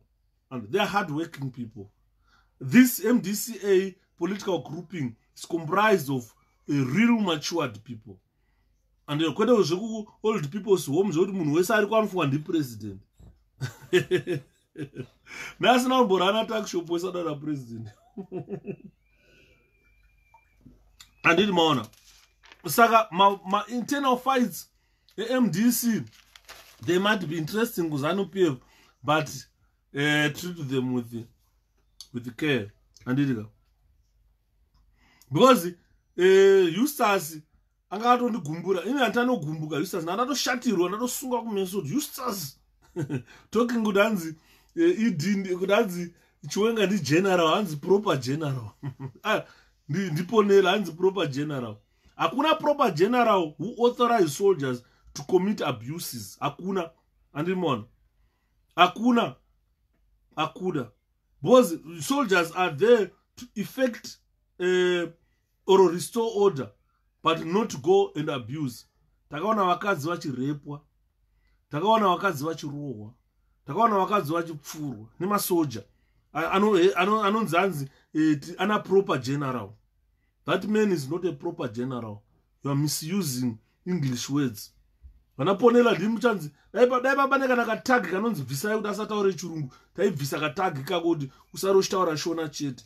Was proper general it's misuse of words. Kuhipa ma words where they don't worth. Wanzoka mdara. Takaona isusu musi wa 14 January. Ma protesters vachipfurwa. Pakafa vanhu gore rakapera. Andimona. Pakasiwa vanhu 300 vane ma bullet wounds. Ma civilians, innocent people. But tozonzwa munhu akuti anzi ndi proper general. Hakuna proper general akadaro. Hakuna. Anzi election arishande mazimba. Eustace ndayambonyarara, mbomudza yambonyarara mbichana. Andimona. Saka tukutaura atisuda masoja eMzimbabwe. Most of these youngsters, they are too primitive of now. Andimona. They are easily sent. Go and punish the people. The ZANU-PF lost, so go punish the people. ZANU-PF lost, go beat up the people. ZANU-PF lost, so go beat up the people. Atidi wana wakadaro. Azikikisha mwari usacheme zvako ZANU. You know what over unonzi ebet. Shumba mimi cheri zita. Rake hagone kunyora shua. Onoza. Dokara ndakataura panama. Pane mumwe. Inini zvekunzi masoja vazhinji vacho ka havagone kunyora hazvireve kuti kunyepa ichokwadi ndogona kupai reference izvozvizvi yemusoja mumwe anonzi mafuta ukatomona ane rengi superintendent kuprison akabva kuarmy ukaona paanonyora soka ndakamuti mwe musi ndikati chef komadi magara pasi matora newspaper muchikopa mawedzi ari pa newspaper ayaye muchikopa muchivaverenga muchikopa at the end you do know ndokudzidza kwatakaita isusu old people home old people's home hanzi he apologized my father andinoona saka mafuta ye hatigone kunyora saka ndakati ndabva uchipinge ndadzosera kuHarare ndandakapfeka old uniform ndasikazoti kuHarare headquarters akuchapfekwa uniform old one madheni mataipfeka kudhara saka ndo ndakaya ndakapfeka iwana saka amene vaikwenyana so vachikwenyana vachiti ko uyo munhu anonzani ko zvikanza mumuzive here uyo ndiye Yuda wacho ye auya saka aida kutesta how deep the waters are ndobva auya pandiri bosi anga ane 3 stars ipapo mafuta ndobva auya pandiri zvikanzi officer makadii ndiripo makadii chef zvikanzi moitwa officer ani ndoitwa officer Yuda zvikanzi mabva kupi ndakabva kuChipinge mushandira kupi ndikushandira pa headquarters zvikanzi officer Yuda munoziva here kuti uniform yamakapfeka haichapfekwi kuheadquarters ndakabva ndaseka ndakamutaridza bva ndaseka zvikanzi uri kuseka anonondiretena ndakataka kumpima so achindithreatena saka ndakabva ndataura zviri polite. I don't usually speak politely. Ndakanyatsomuti ko chef madi mambosiyana neni kunguva inoi kana muda kuzotaura neni muzondaidza kuofisi kwenyu. At this juncture leave me alone. Vanhu vaivopa vatoziva kuti chapuchatsva panapa ende vanhu vanga vasingamufariri vanhu vese vatanga kutarisa umwe vatanga kuseka. Ndakati this time at this juncture leave me alone. If you want to talk to me call me to your office. Vandanyarara vanhu vakatoziva kuti apa chaputika andaenda dzidza ndaiverenga kanewspaper zvakaimbwa namukoma. Saka ndakamutaurira ndopa ndakaona kuti masoja mazhinji acho ese they can't read and write. Saka vaona mugaba aitaura kuti ha ndaikwanisa kuvapa mari yakanaka zvino ndipa hangu masiyaiwo pane kuti vandaitora kumauniversity vane madegree pane kupa masoja aya mari because I am a grade 7 they don't worth money. Do akunzi maproper general panapa na Eustace musade kuti wanzira mana Eustace andinoona. Saka tikada kutarisa nhoroondo yatachitaura yemasiyaiwo iyayi ndeyekuti even kana nekurekrutwa kwavanoita kwachoka hapana ndomboziva andinoona. Ukada kutarisa nhoroondo yanaichitarisa panapa yemasiyaiwo kuti during the war vakomana ava vairecruita vanhu veku-UANC. Saka muri kuona nanhasi ndichara kana muchitaura naMonzora, be very careful. I know Monzora are old people's home, but vana Monzora vai be very careful navo. Kana muchitaura hondo yechimurenga, kuti hondo yechimurenga yakaenda yakarwirwa isusu, Monzora was there fighting vanhu vakaenda kuhondo yechimurenga iyoyo. Kune munhu ainzi Reverend hanzi Kahodareka, amen, Kanodareka, ainzi Reverend Kanodareka weku-UANC. Aishanda nana Monzora ivava, Reverend Kanodareka. Reverend Kanodareka nana Monzora ava ndo vainopiwa hembe dzainzi endai munopa magandanga musango. Hembe dzakaiswa mishonga yainzi biological warfare. And vazhinji vechigandanga vakaenda kusango, vazhinji havana kudzoka, vakaurawa nana Monzora ava. Handiti maona? Vana Monzora ava vaipiwa hembe dzerelezi nemishonga vachienda nadzo musango kunopa makomrades vairwa hondo vaivai. Vachipiwa majina ane mishonga, vachipiwa chii, vachipfeka, vachipiwa chikafu chine mishonga. Vazhinji vacho vakapera. Reverend wacho ainzi Reverend Kanodareka akanga arekrutwa nemaCIO aya. Ponera zvandikutaura panapa haungazvizive. Izvi zvotoda kurisecha. Zvoda kurisecha izvi ponera, haungazvizive zvandakutaura zvikuru.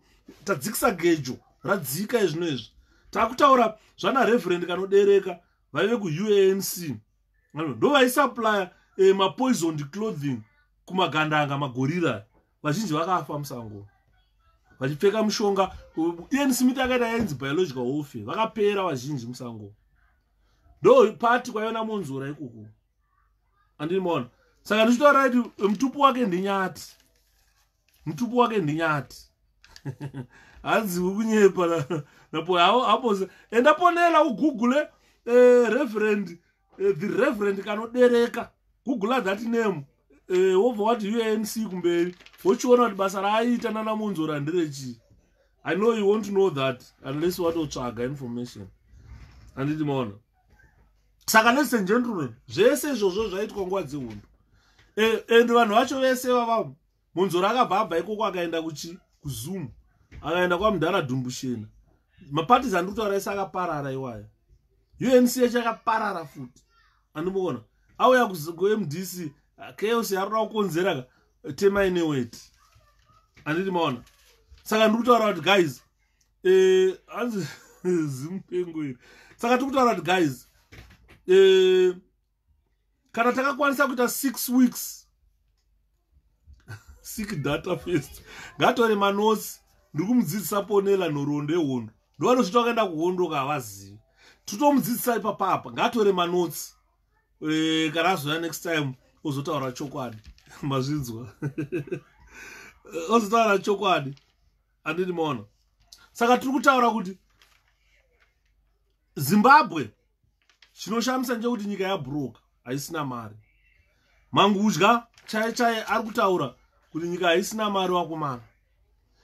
Kupera kweCovid virus hakusina mari. Surprisingly, tikaenda kuma-elections, ZANU-PF yaestablisha a string of bases vachendisa zvikafu imomo vachiita sei. Now tasvika pacrisis yekuti ZANU-PF needs to go feed the people. They can't feed the people. What is that money yavaiendesa vachifeeda vanhu? Handiti maona. Vachifeeda maborder girls, bases. Why are they not feeding the starving masses of Zimbabwe? Because definitely tikataura Zimbabwe yabhuroka, 2% aitorwa naMtuli Ncube. The money is there. But these people, they don't simply want to feed the people. And instead, they are now using their secret police, CIO. Basa ravo chete kudetena opposition party, kurova vanhu veopposition, kupisa misha, kurova vanhu. Handiti maona. Hazvina zvazvinovabatsira izvozvo. Ngavatipe intelligence kuti nyika yedu iende mberi. Handiti muri kuona. Zimbabwe is under a lot of threats, inside and outside. Vanofana kuwe hanzi kune terrorism. Ndakazoshamisika vakutotaga chinyanga dzeterrorists. Yazitaurai Mudhara. Ndakaseka. Ndikati okay, Chinyanga anopfeka camouflage jacket kana akuenda live on Facebook. ZANU-PF panicked. Zikanzi Chinyanga is now a terrorist. Izvizvi zvokushandisa mugarden muUK. Nekuenda kunoraura ndozvatopfeka kunoraura nekushandisa mugarden. Kwenda zvozotaura kuti kuona munhu akapfeka ichi muUK chine flag reBritain audzibzi muterrorist. Andimona. They are real threats to the country, but these guys can't see them. Andimona. Saka nyaya tikutaura panapa ponela inyaya yekuti Mudhara kunyangwe negore rakatanga hondo chimurenga muZimbabwe hamutozivi, but ndimazano acho ndimo vanhu munenge muchipi pfe muchava muchiti pfe takunwa sewage nepfe yenyu iyi, but kuti mutaure hamusi kutaura. Andimona. So a major concern yeZimbabwe at the moment is the worsening economic crisis that we are in today, that has led the country broke, and nyika isina mari. As mukoma Monzora mabvunze ekuti akaone kugweru 2014 kuCongress akachema Monzora. Ndakamona akamira pane mwe mbuya ya ndinenge satoone mbuya idzi ndetwa vaMonzora ndachikumbira kuvhoterwawo. Ndite secretary general weparty yeMDC Alliance.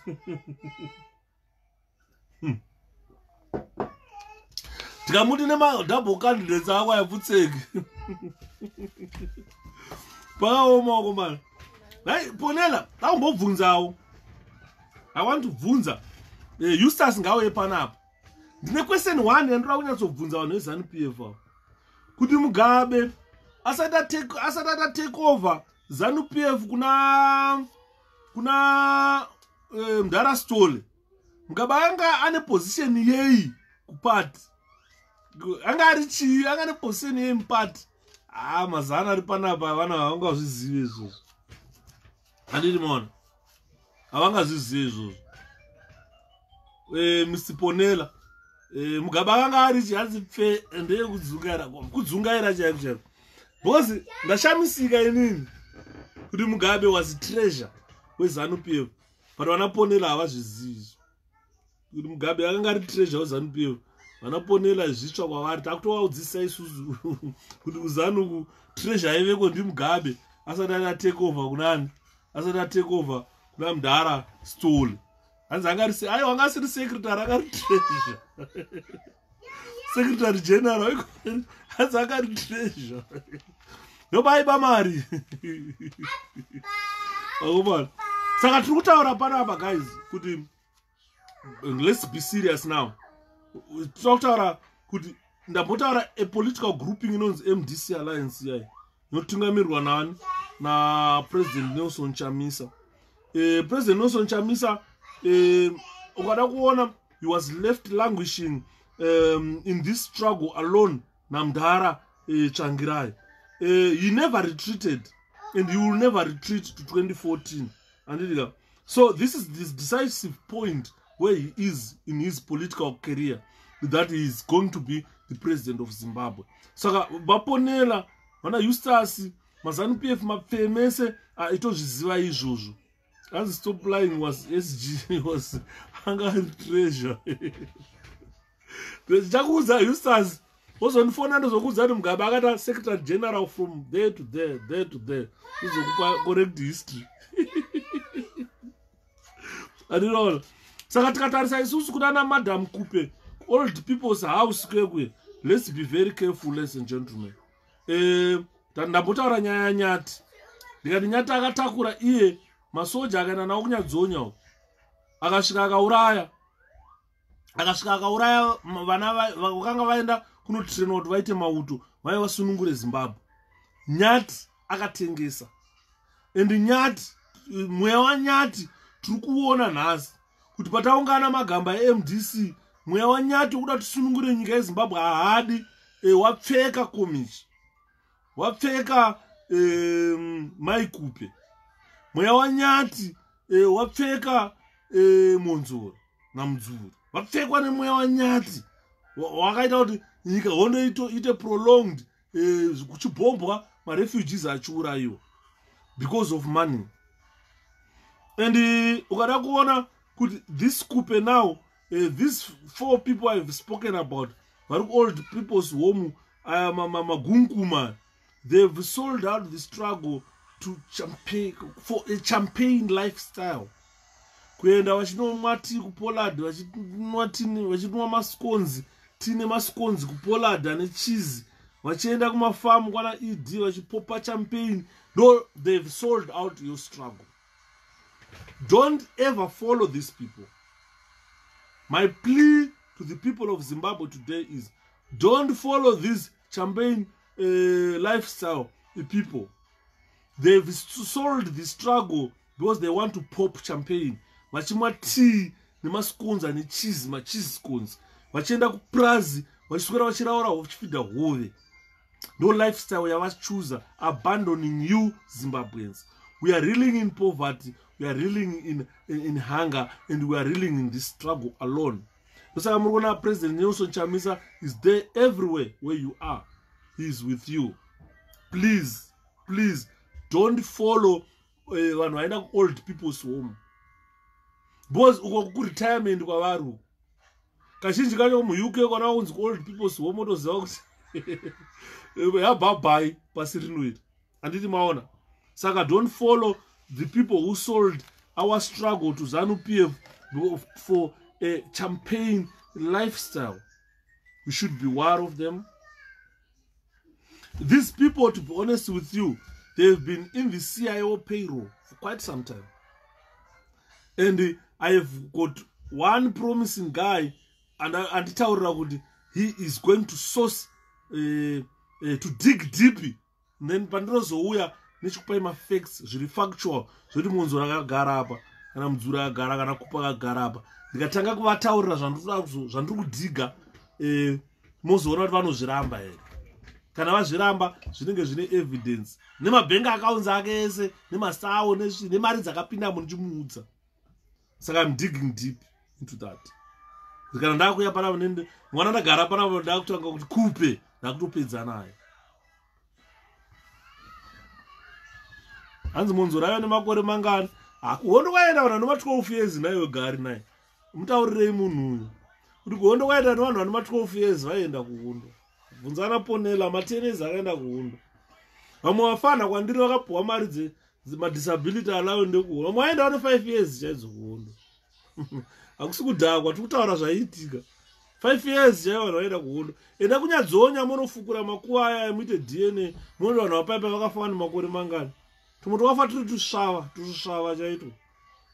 Saka ameno zvitaurwa nagari izvi. That's gari. Ni gari wei gari gay. Ndaonanga pakanzi gay munyukwi. Anditiona.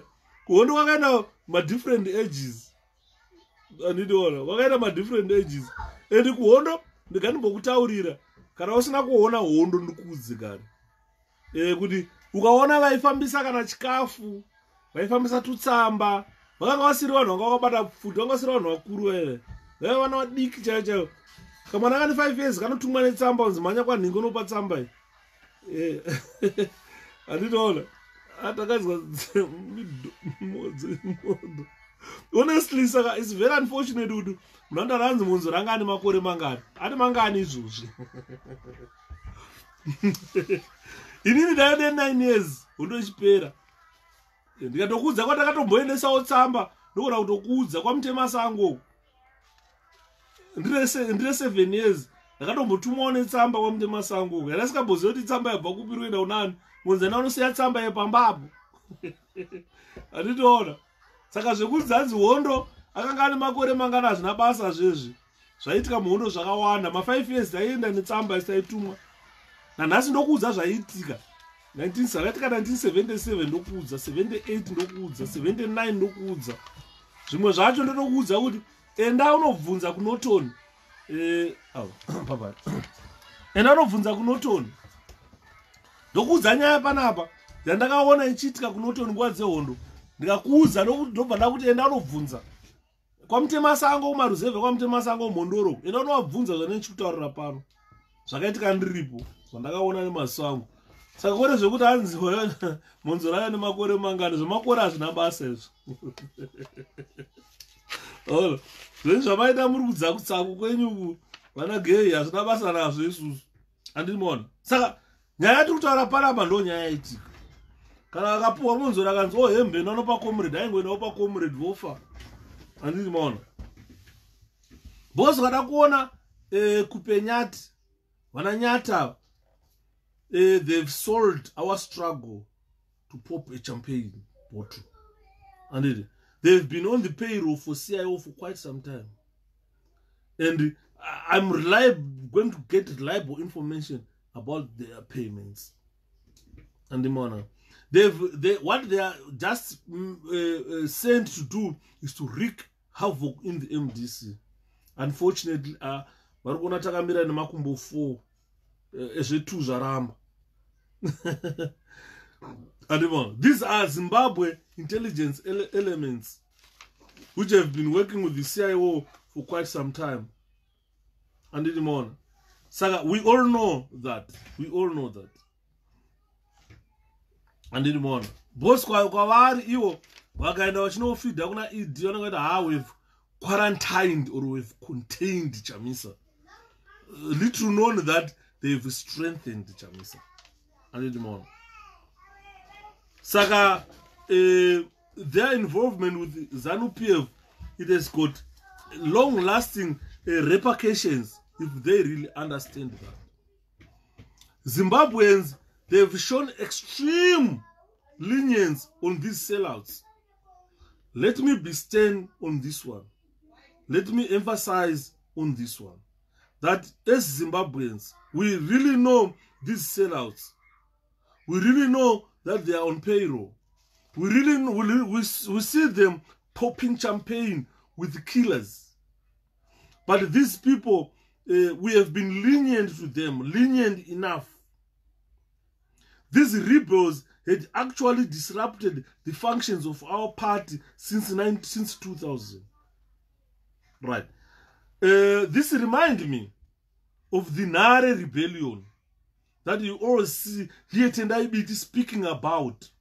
And today I'm not going to dwell much on the Nare rebellion. When the people, when they rebelled against bad governance or leadership, they targeted on Ogadasara Josiah Tongo Garamagam. And these people, they were arrested. ZANU-PF, intelligence, and they were put on trial by ZANU-PF. And they were sentenced to death, most of them. They were executed. They were killed at the order of Josiah Tongoga. You understand? This Nare rebellion is a dark history of our country. Even Jonathan Moyo has even said that people were executed after they went through a ZANU-PF court. And they were executed on the orders of Tongogar. Saka, that rebellion, if I'm looking at the rebellion in MDC today, where these old people, they are taking advantage that we are not a militant wing. But otherwise, they could have gone the same way like how Nare rebellion was dealt with.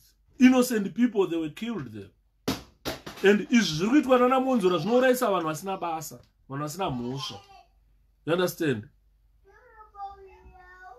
And if you look at them, they've brought to a standstill our party functions.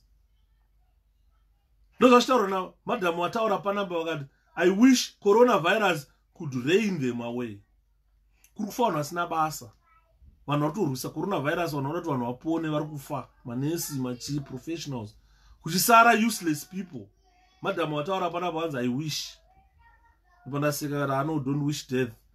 But Ugatasa, how ZANU-PF dealt with my rebellions, so ZANU-PF used to execute these people.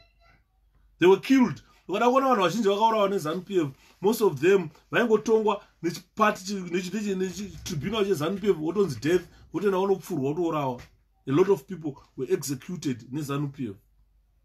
But isusu ku-MDC, we don't have that hutsinye kuti kana munhu aita rebel touraya, hatiuraye. Tokutaurira chokwadi, rwapfekwa nemweya wanyati, wanyati wemupati. Vana veZimbabwe, ukanzwa zvakataurwa naObert Gutu, unomira kuti ndo nyati manje. Ndiye nyati manje. So what I'm saying here is, these rebels, they've put to a standstill our party operations, and Zimbabweans must not treat them with kid gloves.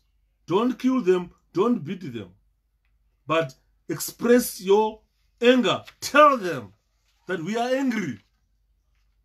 You old people's home, you are disturbing the functions of our party because you are benefiting from ZANU-PF, your own payroll. And tell them, tell them, and tell them. Tell them, tell them, and tell them. ZANU-PF executed its rebels during the war.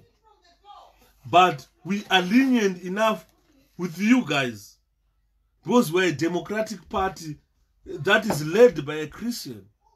Like Runana Sudan, no one I think is a necktie. We are in South Africa, or a necktie. And did no one knows a necktie in South Africa, but you know what you Vira. And on because ukaona waenda against the mass like that, which tengesa msangano, people should not treat you lightly because you are is equivalent to being Osama bin Laden. And the mon. So and sukutaura kiyaiwa now. Can I say what I'm saying is let them know that as Zimbabweans we are not happy nekutengesa kwavari kuita musangano. Ndakanzwa president Chamisa vachitaura vachiti ZANU-PF haifanira kusvika 2023 iripo.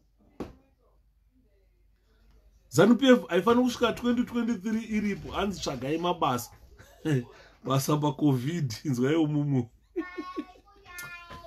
Bari paZANU-PF soka munondishamisa. Tiri lockdown munhu hanzi tsvagai mabasa.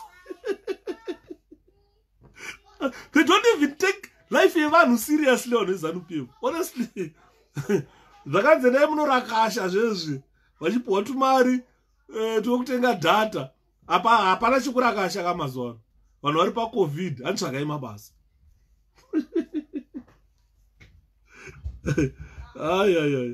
I don't know when ZANU-PF is going to take vanhu seriously in Zimbabwe. Kudherera chaiko chaiko vanhu. Ukada ukazwa munhu ZANU-PF achiti tsvagai mabasa ka. Hanzi tsvagai mabasa. MuZimbabwe hamuna working industry. Adekada vanhu vacho vanotsvaga basa kupi. Ndokunonzi kudherera vanhu chaiko chaiko. Ndokunonzi kudherera vanhu chaiko. Kuti unosvika kutaura kuti tsvagai mabasa. Kutaurira vanhu vari pambare pekutsvagai mabasa. That's Gomgoma. Are you saying you want everyone to sweep what happened in MDC soon after empty death? Hakuna zvakamboitika zvisas. Hakuna kwava zvakamboitika. Usanyeperwa, hakuna zvakamboitika kwekwe. Kuna. Andinoona. That MDC is a political party. Akusuku church, Eustace. We are in politics. Atisukuna mata. We are in politics, Bururu. Atisukuna mata. Tuku church. Akusuku church ku MDC. MDC is a political party, a government in waiting. Ina president wayo akatoelectwa nevanhu. Dai wakaona iwo Congress kugweru kuti kwakuna vanhu vakawanda sei 20. Ndipo kwanyatsogusikana manje kuti yes, enaro. Hanzi but tell me judgment yakaitwa neSupreme Court kunyepera. Here nekuti ndakataura nezvejudgment. I can't keep on doing. If you scroll my lives and I spoke about that judgment already. I don't need to. It's not my topic today. Topic is it Zimbabwe broke? Ngatauri ipapo. Kana anything chaunoziva about kuti Zimbabwe yapapa economically, then let's discuss that. Kana usina ipapo, then don't just comment anyway. Toda kutaura nekuti nyika ina mari here, because hatisi kuona vanhu vachifidwa. Mari dziri kupiwa vana kupa zvinofidha hove, vachienda kwahanyani vachiita sei, but muntu nyika ina mari. Zvirema havisi kupiwa chikafu muZimbabwe, mapofu havisi kupiwa chikafu muZimbabwe, vari kufa nenzara. Mari yenyika yakaendepi? And the brother Yuda, oh, I like that combat. Thank you so much, Destiny. Hans Kupe was not assaulted. It's not about Kupe being assaulted, because police were there. If she was assaulted and the police were going to take action against any person who assaulted Kupe, police were there. You saw Kupe under police escort. So I'm not sure she was assaulted. I don't really understand your meaning of assault. But she was never touched. Police were there and nothing happened. And so it all depends how you understand assault. In the way I understand the word assault, I never saw anyone assaulted on that day. Never saw anyone assaulted. But Ndakatozoona people were assaulted by ZANU-PF youth clad in riot police per Harvest House. This is where I saw women, children, men were being assaulted by police. That is an assault, and no one was arrested. If I look at all the murders that were done by ZANU-PF, no one was arrested. But the police had guts to go guard a person who was never assaulted. So she was never assaulted, I assure you. Hans King motora chokwadi zvenyu kuona kwenyu chamisa achapinda zvarini pachigaro. Anopinda mukoma Takunda kana tikada kuti nhasi apinda anopinda. It's not about kuti iye achapinda rini. It's about you and me. When do you want Chamisa to be the president of the country? It's not about him to decide. Chamisa cannot decide kuti ndaaredi kupinda kuita president. It's you and me. We can go carry him. Tuna na State House. Ndiye akawina election. Tumisa ikoko. Tumupa makiye State House. It's you and me. If you guys can afford 6 weeks of lockdown, that means we can afford 10 weeks of heavy protest.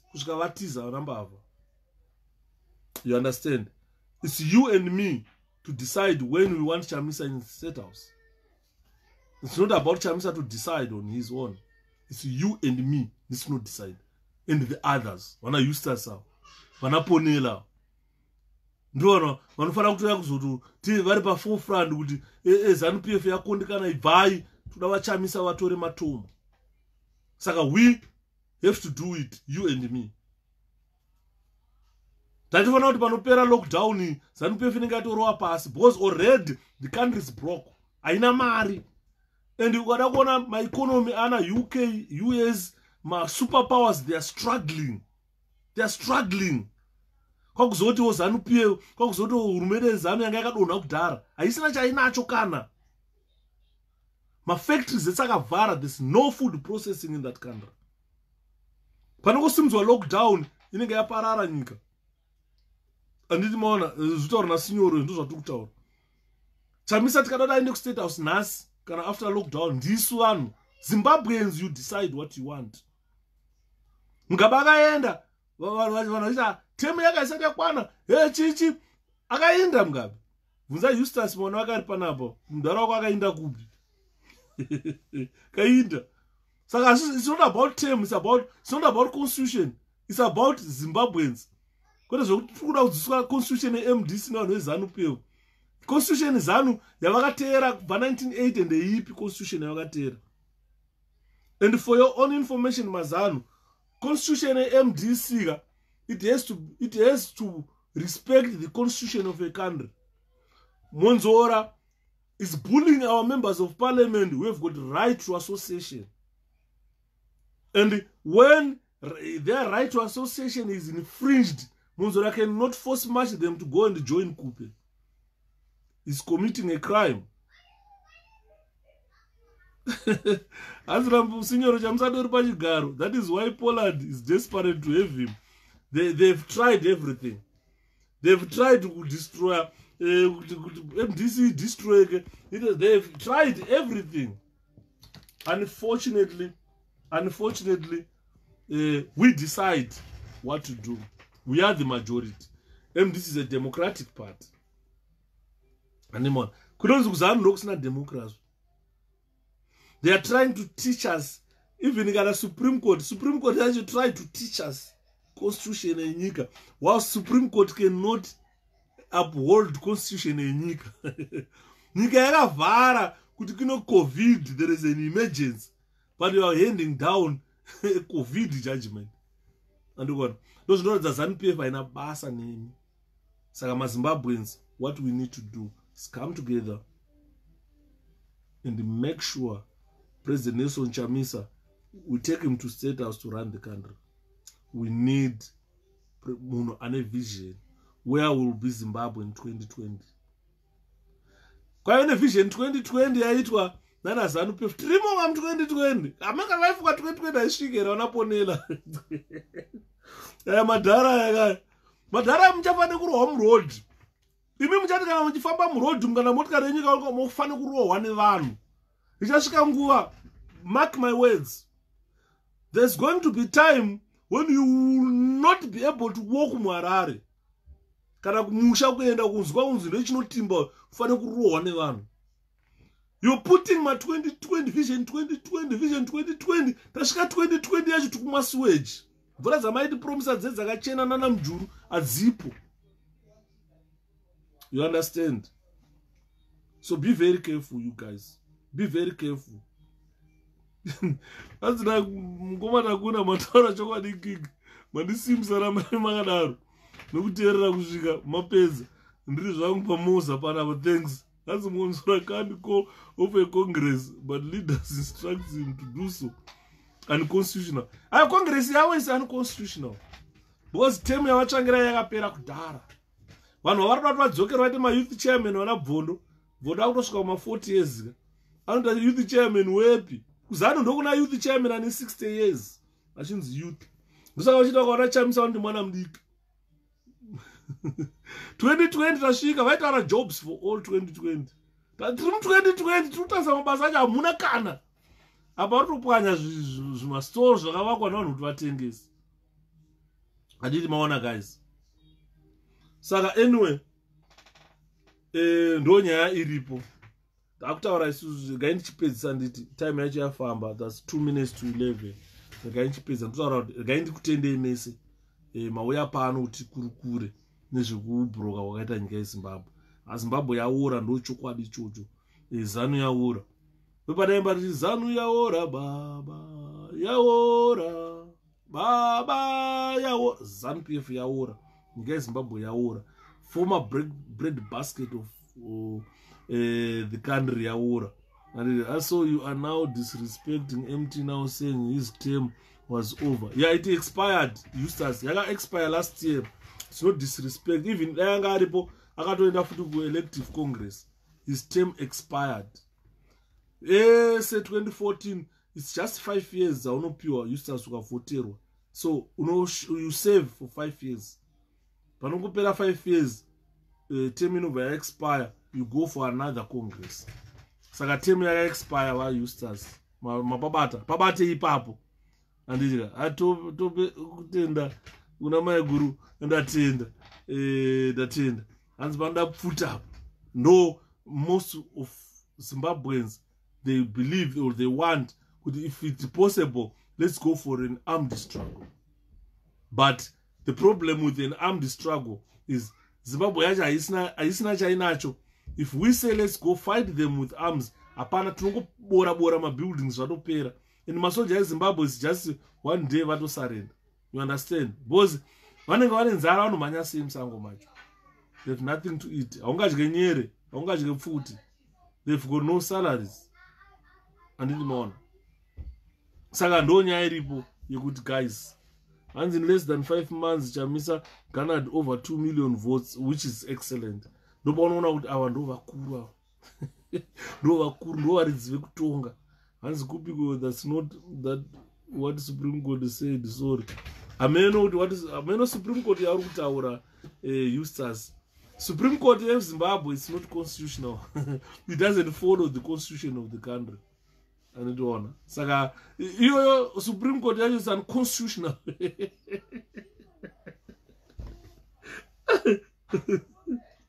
Andiona you not MDC it is unconstitutional. The Supreme Court the Supreme Court you now in the world which want a political party to do things that are against its constitution and go and hold an extraordinary Congress to replace Tsvangirai's term yakaexpire kudhara kana munhu anoelectwa ipapo anenge achipesa term yaani. That's unconstitutional. A judgment iri handed down na judge makakangana kumudza judge wenyu yao kuti constitution yavatsva kuti term yavatsvangirai yakaexpire muna November 2019 andimona saka iye akuorder zvinhu zviri unconstitutional. MDC has got a constitution which says after 5 years you go for an elective Congress. So you want court yakutaura zvinhu zviri unconstitutional because constitution yeZimbabwe MDC does not allow kuti pachiitwa izvinezvi haichaallow kuti paitwe chi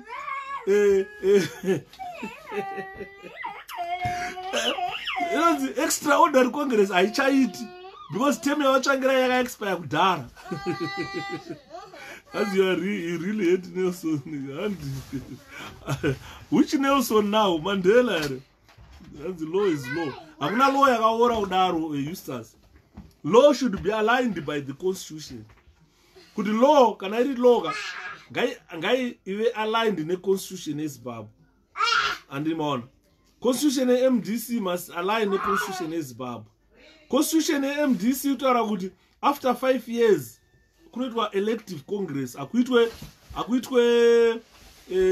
extraordinary Congress.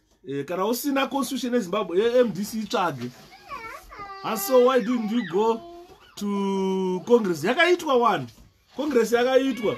Kana usina yakaitwa Congress Eustace, sorry, yakaitwa. Yakaitwa Congress, people were invited. Kana Monzora kwamuona wana ari Congress, I'll put the video. Monzora ari Congress achitaura kuti ndivoterewo amai. Achikumbira imwe mbuya yanga isichaone so ndivoterewo. Saka andisuziva which Congress you are referring to now. Congress was done. Congress yakaitwa Eustace. I think I've answered you. As who appointed the ZEC and the senior judges, they were appointed in an illegitimate government. The government that appointed the ZEC is illegitimate. The government that appointed my judges is illegitimate. So constitutional court is illegitimate. No fuka Eustace hapa zivi papa. Kudi ZEC yakaappointwa illegitimately an illegitimate government which usurped power by coup. Ngati kutungowabatsira wamboona hazi zvizva vanhu havachanzwa. She's making noise. Oh. Take your brother. Vanhu havachanzwa background noise yakuwana. Hazi zvikona ponela mgoma ponela. Ndiri kutaura simple muunderstand panapa kuti majudges akapoindwa aya vakapoindwa naED they're illegitimate. ZEC is illegitimate. Ibodi rakaelectwa an illegitimate government kuti run election. Government illegitimacy iripo ndekuti vakatora power by coup. Constitution yeZimbabwe does not allow power to be transferred by coup. Musaka ruona vanhu vaitaura kuti power cannot be sexually transmitted. Grace anga atozvipositiona kuita president. Are you not part time the CIO? They might wish to have me as a CIO, but it's very unfortunate. I've never been part of them, and I will never be part of them. I've no even appetite to join them. As are you not part time CIO? They might wish. It's an organization that inongotora vanalinda masarira hapana imboziva kuti vangapuwa ma5 grand bond vakatotanga kutengesa musangano andoona. But vanhu vakata sesi we are hard nuts MDC you can't crack us. Alam Ngoma man, seriously, I mean, are you not part of the CIO? No, I'm not part of the CIO. I don't even know what it is. I was just a mere prison officer. That's so now you are trying to use coup just to suit. No, not just to suit my argument, Eustace. The coup was done, you were there, you saw it. And an illegitimate structure was set up which appointed Zek. I'm sorry, it's also on public domain, Eustace. It's on public domain. It's on public domain. And it's on public domain. It's on public domain. Adora. The coup was done. Mugabe amanyiswa Mugabe. No, got an illegitimate government to lead. No, you guys set a Zek. Zek is illegitimate. And do one. Saka judgment yakapuwa ku MDC yaka. Tikaishandisa zvakanaka. Disbanda Zek. Disbanda coup government. Disbanda zvese. Election notangiswa foot. Saka sometimes my judge vai forgot vari kupfura chamisa and they were shooting ED. And if it is law, definitely coup should not be allowed in Zimbabwe. Once it's fired, it's no longer. I mean, I'm ordinary member MDCT. I don't want and I don't know what I'm going to. So what do we do now? In terms of what we need to do is let's wait for COVID to be over. We've managed 6 weeks trim lockdown. We can manage 10 weeks trim demonstration. Strong one. And then more. To maisa zanu. Chirukudiwa hapa nchekubvisa zanu PF. Azina basa tika zanu kadiki, kana zanu zanu mkuru, chikudiwa kubvisa zanu PF. Chet. As you celebrated the coup. Of course, they celebrate a coup because there is one old dictator is left. And you don't know. Apana sina celebrate a coup. Apana. Wanokatoti masoja edu, general wedu. Apana sina kusotombo celebrate. The way forward is what I'm saying, Raymond, is to start preparing now. Kuti aiwaka tabva COVID 6 weeks ta manager. Tisina chikafu, tisina chi. That means we can still manage 10 more weeks or 10 months. The demonstration is strong. And we told some Zimbabweans, budai mumbati end. You understand? Those are good watch it. Those are good. Those who don't watch it, make sure to mansa a number of. But times watching Mugabe is surrounded number of. Up to now, Satan Bonaka number of 1 year Mugabe. I didn't want. So I know that around Iowa. Let's get prepared, ladies and gentlemen. Let's go fight for our country. We need our country. Saka Eustace, ndosanda kuudza pana bandikati. Pane munhu atwitter akati Zimbabwe is broke. Ndobva ati a dead dictator lying dead in Zimba and having taken over the richest African country left it desperately poor. Zimbabwe's children had to flee Mugabe's Zimbabwe and live in other countries where they are mostly treated in disdain. Mugabe's legacy is impunity and corruption. Those are all vanhu vakacelebrata pakabva bob. Everybody celebrated. Apana, even imbwa dzakacelebrata kuti pamukuenda kwaita Mugabe chawana osadza mabhini. But imi Mdara, you are safe ikoko. Will you come back? Mkoma Anton, I made it clear. Kana follow my videos angu. Ndakataura ndikati, I can only return to Zimbabwe to fight ZANU-PF when there is an armed struggle. And if I repeat a foot again, I can only return to Zimbabwe to fight with you guys when you decide to take up arms and fight ZANU-PF. You see me, I will jet in today. I will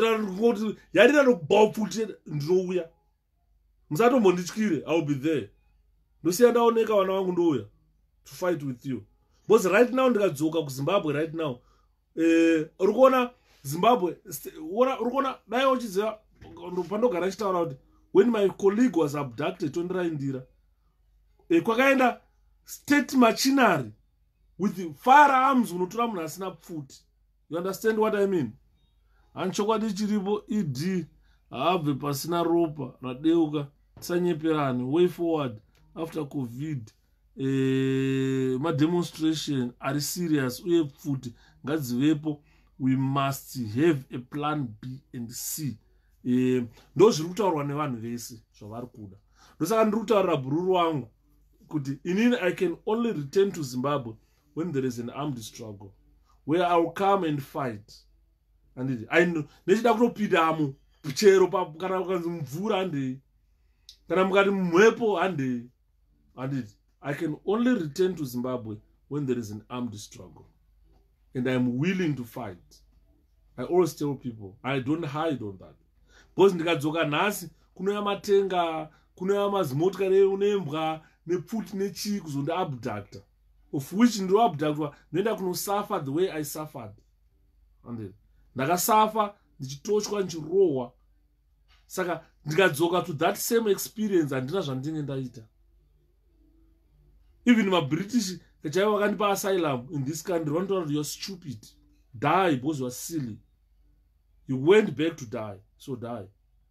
You know, they won't protect me. Because at least vakandipa protection vati chimbogara munyika medu svika kunyika kwako kwanaka uzoenda.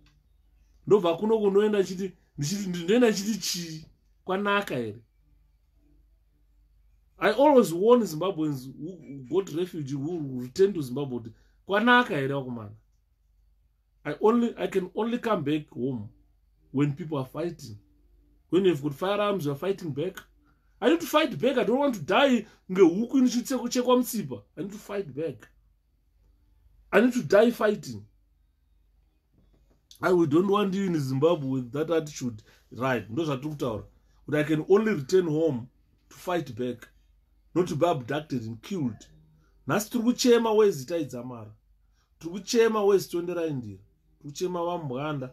Turukuchema wana Texas. They were just being abducted. Nwana nipfutu wachitsikwa nemoto wachirohwa wachitwa sei. Turukuchema wana man soldier Godfrey Kauzana. Turukuchema wana Joshua Bakashese. Ndikada kutaura list racho tine vanhu about 3,000-4,000 who were abducted and killed by ZANU-PF. So I don't want to come to die without a fight. And if it is an armed struggle, I'm very much willing to come back and fight. I always tell you guys, I'm ready. Anytime, tell me, takwenda kuhondo, ndouya. You want, not ouya, ndichagei, pane vari wehondo, vari kurwa wacho, mundoona ndiripo. As long as there is no armed struggle, you won't see me there. I think I've answered mkoma wa Vunza question yawo yakanaka steering. I can only return to Zimbabwe when there is an armed struggle and I'm willing to fight. Kana ndasi kanzi hondo yatotanga ndinouya. Can come anytime. Mutu ndona ndako. Ndakutaura kuti ngachitsve. Andiri mona. Hanzi ini ndongouya kuZimbabwe kana kune chirongwa chekubvisa ZANU-PF chete. Pasina izvozvo, very few people would go under these conditions. The country is broke at the moment. Haina chinhu. Production yese yakafa, vakaputsa zvese vakaondonga zvese ZANU-PF. Andiri maona.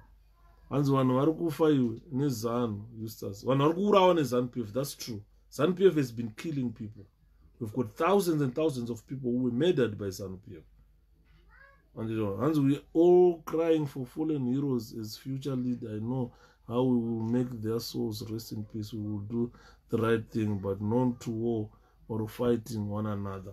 But ZANU-PF is just killing and killing and killing. Tasvika taneta nekuurawa. Andona. Taneta nekuurawa. Kokatasa board ya Joshua Bakashese. I don't think nyango vari baba wako kana munin'ina wako anongodimbirwa anongopfurwa mudzi bhovho ototorwa otokandwa mupurazi oora arimo. Just imagine. Just imagine. Andiri maona. Ndogara ndichitaura nyaya yaJesu panapa. They were abducted vari 2.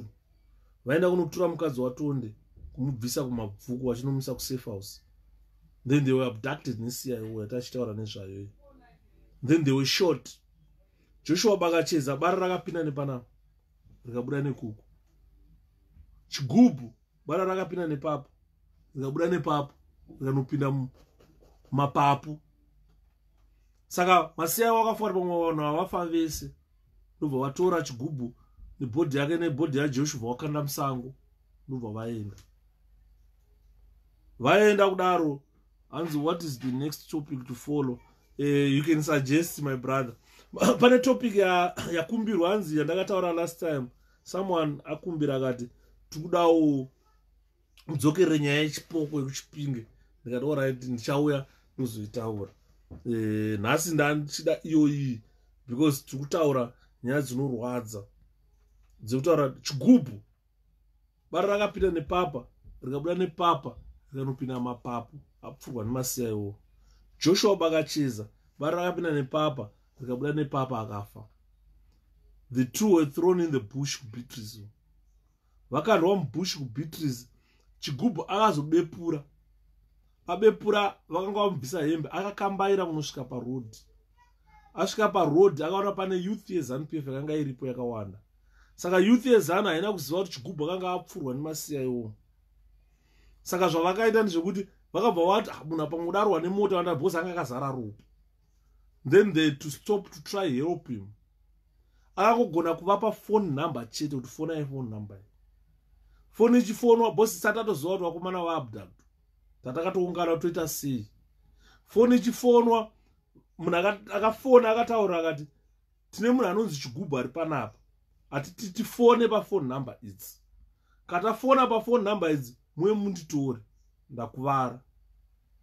Saka vakomana akafona vachaiti pamwe vaifona mudarwa nemotikari.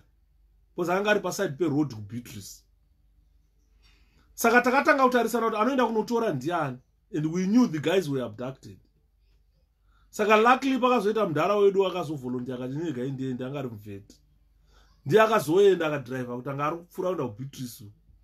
Asvikako akaona vanhu vakaungana ipapo. Ndobva anorova U10 ndobva adzoka. Akati guys, what are you okay? Akati not right, tine mukomana panapa akuwara pamwarwa nemotikari arida help.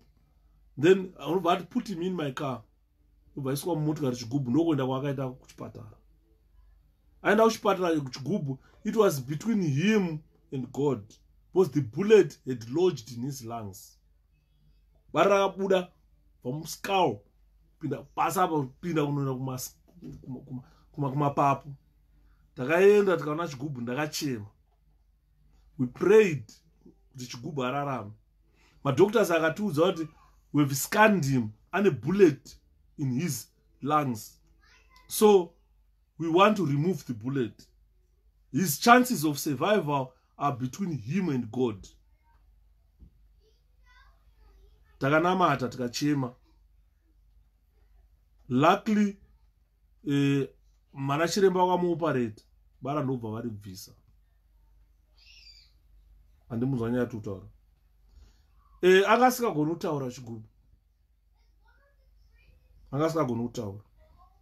Because bara ranga riri mapapu. Akasurvive pamufana iye. And handitauri kuti ari kupi, but just know kuti akasurvive. And we are aware of the people who vakauraya Tonde, that the same people who abducted Chigubhu, and we know them. I don't want to get into details because sometimes I become emotional. And we are aware of who did that.